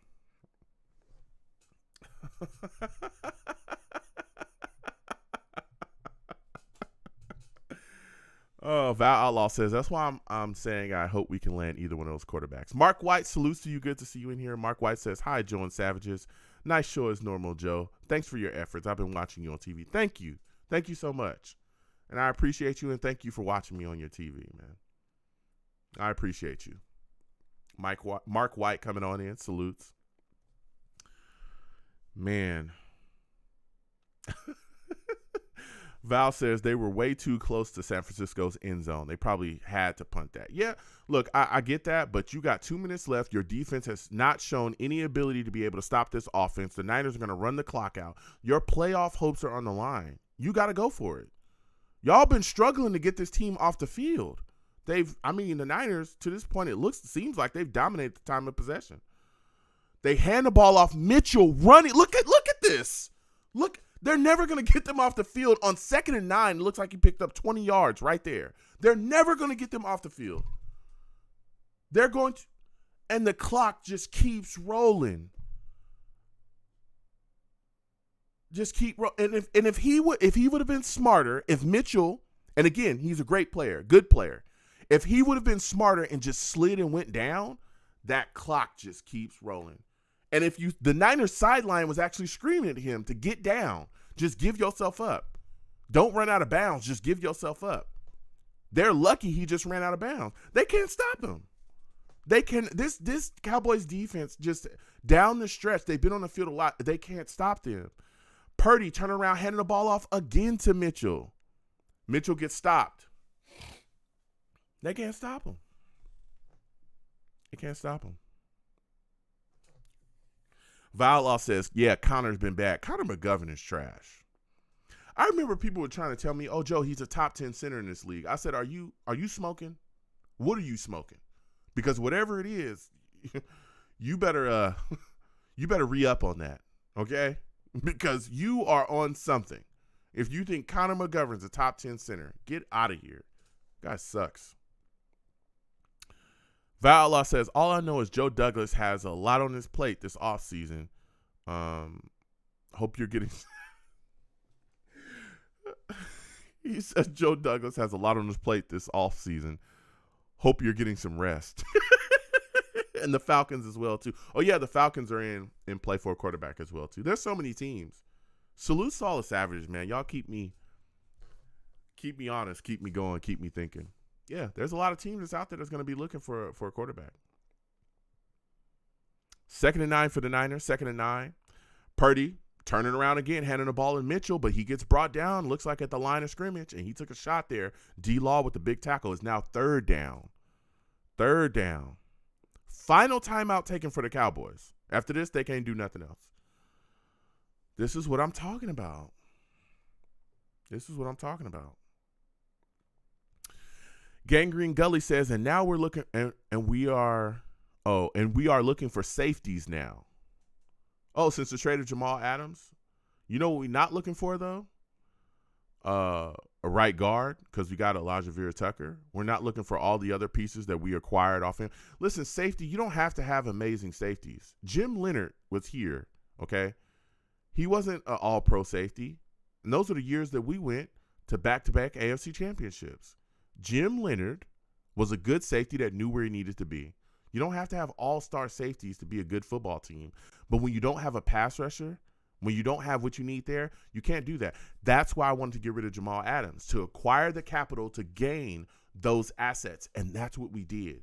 2 first-round picks for a box safety, and he was overrated. Don't even get me started on Jamal Adams. 3rd and 8, the Niners trying to end the game here and get a first down. Quick pitch out to McCaffrey, and it is stopped by the Cowboys defense. He's tackled and brought down short of the first down marker. That is huge for the Cowboys. They got a stop. It's 4th and 9. Purdy is still on the field. What are they going to do here? Oh, they're going to, oh, man. They're about to take a, they're about to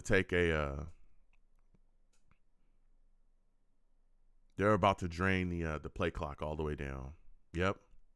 They're going to take that flag.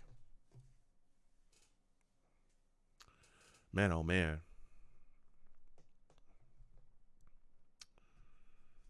Yeah, they take that big delay of game. 51 seconds left for the Cowboys. 51 seconds. Man.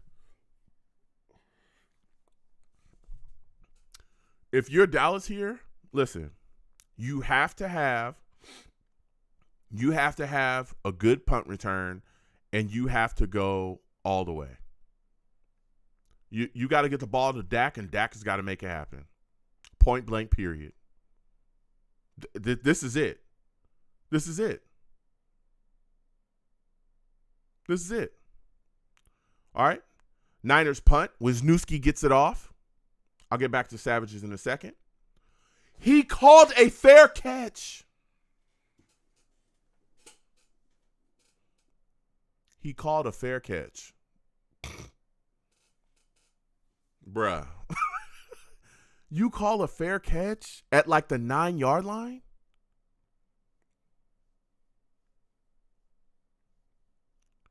Bro, what in the heck is going on?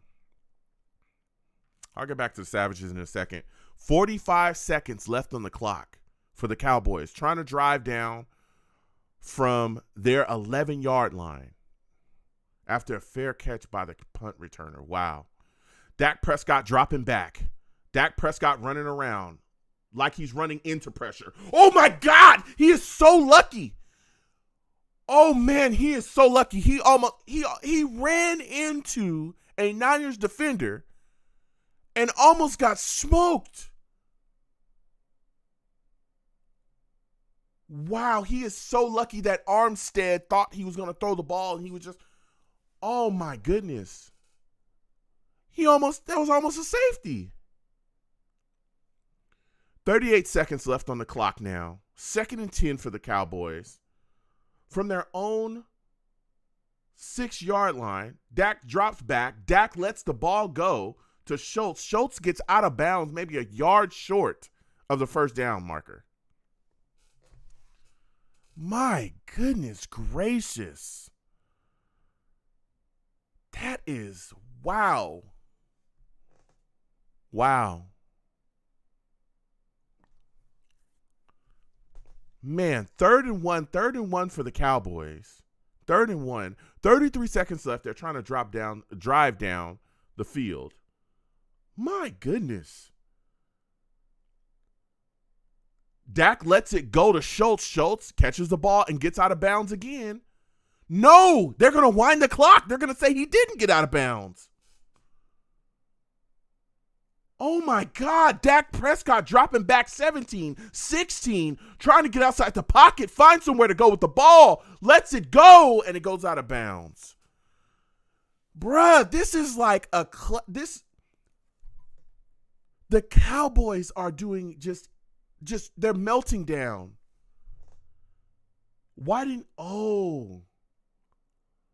Dalton Schultz. So they kept rolling the clock because Dalton Schultz just got knocked out going backwards. He's got to get knocked out going forwards. He's got to run through that and make it seem like he's going forward. They have 10 seconds left on the clock now.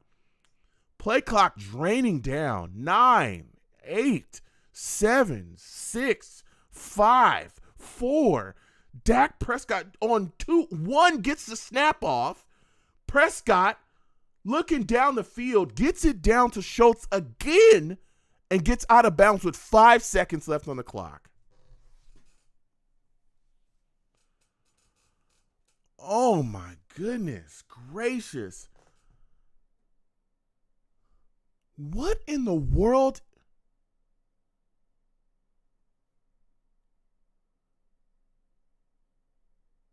They're reviewing this play. They're saying currently the Schultz didn't get his feet down in bounds. We're looking at the replay currently. Schultz catches it, 1 foot down. The other foot is directly out of bounds. Oh my God.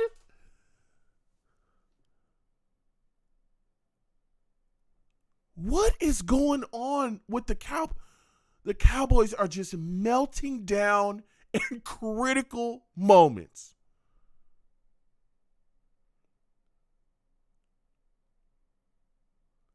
This is unbelievable. I think that's an incomplete pass. The Cowboys are melting down in classic fashion.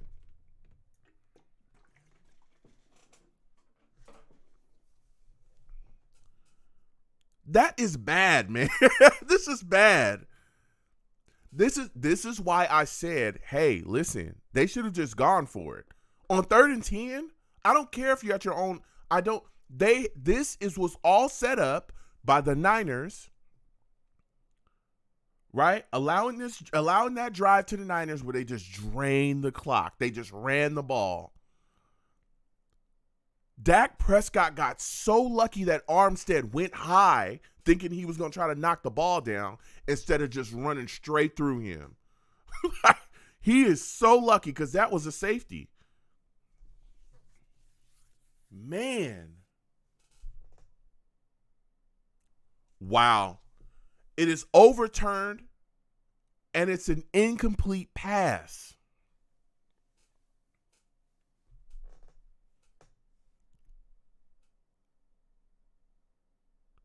Third and 10 for the Cowboys. My goodness. My goodness, man. My goodness. Oh. Man. This is unbelievable. The Cowboys are melting down in classic fashion. This is unbelievable.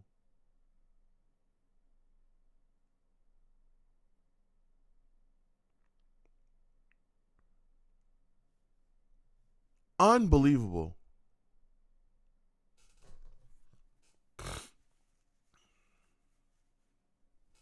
This is unbelievable. The Cowboys, honest, they should be embarrassed. They've got to. I mean, you got 6 seconds left. What can you really do? They got to chuck this up for a Hail Mary at this point, or try to make something happen. This was a meltdown for the Cowboys. Too many bad penalties, just bad mistakes down the stretch. And I tell you what, Purdy, he's the real deal. He's the real deal. 6 seconds left.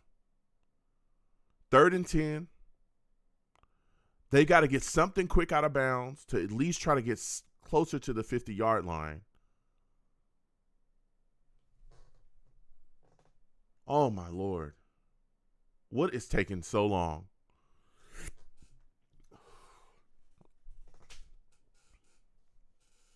This is nasty.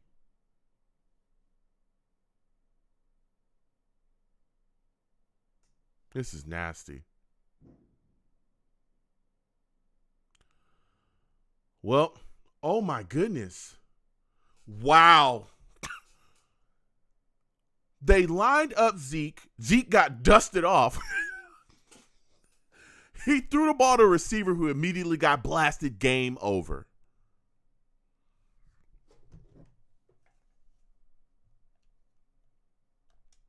The Cowboys just continue. Wow. Salutes to everybody, all the savages that watch me. I cannot believe this. Wow. The Cowboys is. Wow. Wow. You get back to the savages. Val Outlaw says, is Jamal Adams ever going to get that big payday he's been looking for? I think they did give him a deal. The Seattle Seahawks did give him the deal. I don't know if he's like the highest paid safety. I don't think he is, but he's somewhere near that. They did give him the big deal. That's what hamstringed them so much. Gangrene Gully says you don't need Pro Bowl guard. Wait, Gangrene Gully said you don't need all pro guards either. What? Sir, I would take all pro guards any day over all pro safeties. That's an impact position. Gully. I'll be live Tuesday at 7 p.m. Eastern, 515-602-9639, Gully. My goodness. Val says he almost took a safety. That's a fact. Val also follows up and says that's their problem. It's always come down to culture when it comes to the Cowboys. They're not well coached. I will say they look better than last year. Yeah, that was terrible. That was terrible. Man, oh man. Val says they ran over Zeke so fast. They did. They smoked him. That's unbelievable. Unbelievable. Val says, man, he's so lucky he didn't get that safety. I thought it was over. He let him spin on him. That play call at the last play call was terrible. That was awful. That was just a meltdown down the stretch by the Cowboys. That was bad. Val says, who do you got, Joe, Eagles or Niners? Right now, I'm telling you, the Eagles are looking tough. The Niners are looking tough. I don't know, man. I don't know. I got to sit and ponder that. Off the top of my head, man, where's it going to be? Let me look ahead.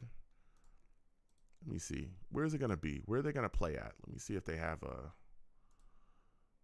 – man, this is going to be something else.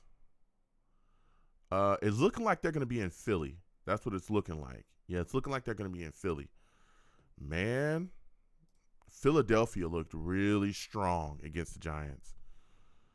I might take Philly right now, but let me sit back and think about this one because the Niners look like – I mean, look what they did tonight. They looked really good. Physical, right? Kittle make plays. Purdy came up and man, oh man. Chiefs, Bengals, he's saying, I'm going to take the Chiefs. I think the Bengals are a good football team. I think it'll be a fight, but I'm going to take the Chiefs as of right now. Okay, I'm gonna take the Chiefs. So that's who I'm taking right now. But again, we're gonna be talking about that for sure, for sure. Man, that was insane. That was insane to watch that. How in the world? That was insane, man. That was insane. Unbelievable. He says that's going to be a game. It is. It's going to be a game. You heard? So, man, listen. We're going to keep these going. I'm going to try to watch another game, playoff game with y'all this next upcoming week. Again, we'll be doing a live radio show. For those of you that are new, this is what the live radio show looks like. 515-602-9639. We'll be talking Tuesday at 7 p.m. Eastern. We'll be talking about the Jets and quarterback search, all that stuff. Quarterback search, offensive coordinator search. We'll be discussing some things as well about the Jets roster. So call in. 515-602-9639. For those of you that do not know, okay, you can call in early to the show and just wait on the line. I know Val doesn't want me to say this, but if you call in about 5 to maybe 10 minutes before 7 p.m. Eastern on Tuesday, when the show will be live, you'll be sitting on the lines for about 5 minutes until the show starts. And when the show starts, I go live. I'll talk about what we're going to discuss, give my takes. That'll take about 10 minutes. And then I go straight to the callers. The only thing I do not allow on my show is cursing. Don't call into my show cursing. I'll get you out of here fast, okay? And also make sure your phone line is good, dedicated, okay? No crazy background noise. I'll get you up out of here if I got to deal with that, because I want my audience to be able to hear you, and I need to be able to hear you as well, because how are we going to go back and forth with your takes, right? So that's what it's all about. If you want to call in early, please do. Otherwise, again, please wait on the line. My wait times are not that long. I get to everybody. Be patient, okay? Keep in mind, all right, I have a queue system. I can see you. So don't call in and hang up, call in and hang up, call in and hang up. I can see you. When you call in, believe me, I see you on the line. I will get to you, but you got to be patient. And there's no favoritism here, okay? None. I don't care if you've been a Jets fan for 40 years or 4 seconds. I want to talk to you, and I want to hear from you, all right? Just be patient. Believe me, I get to everybody. A lot of people don't like to be patient. I don't know why. You don't have to wait on my lines like 40 minutes, okay? And y'all have seen in past shows, for those of y'all, we get callers, we're rolling through, and we're listening to takes, and I want to hear you, all right?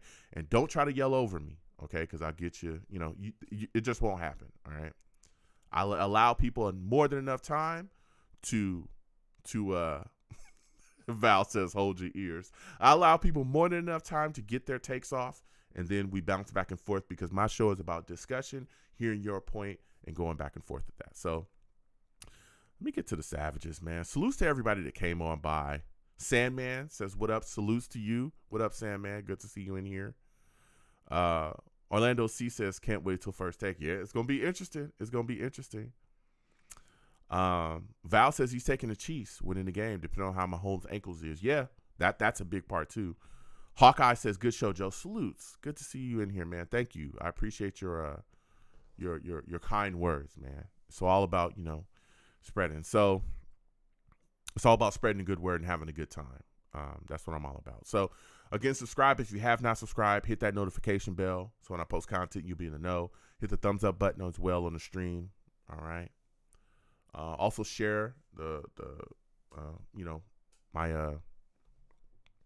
my stream with your friends and your family. Okay. Always like connecting with people in different ways. So again, I'll see y'all Tuesday at 7 p.m. Eastern. 515-602-9639 is the number. Okay. Now, listen, be safe, people. Be safe. All right. There's a lot of crazy things going on out here. Got to be safe in these streets. Okay. Sit down with your friends and your family. Eat some good food. Enjoy yourselves. Make the moments with the people that you love the most, and let them know that you love them. All right. It's extremely important to me. I hope it's important to you as well. All right. Because you never know what can happen. So I'm going to get on out of here again Tuesday at 7 p.m. Eastern. All right. And I'll let you guys know what game we're going to watch for the next level of the playoffs if I can. We're going to continue this. So we have a lot of fun doing this. So I'll let y'all know. But again, Tuesday, okay, what is today? Sunday? What's today? Yeah, Sunday's today. So The 24th at 7 p.m. Eastern is when we're doing a live radio show. Okay. Call in. We'll be talking. Val trying to tell y'all to hold your ears. Don't listen.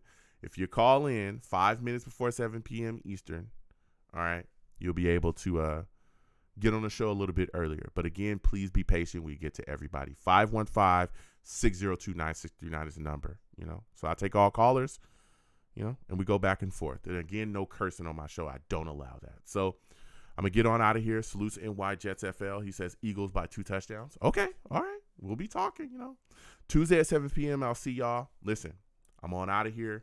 I'll see y'all Tuesday. You folks have a good one.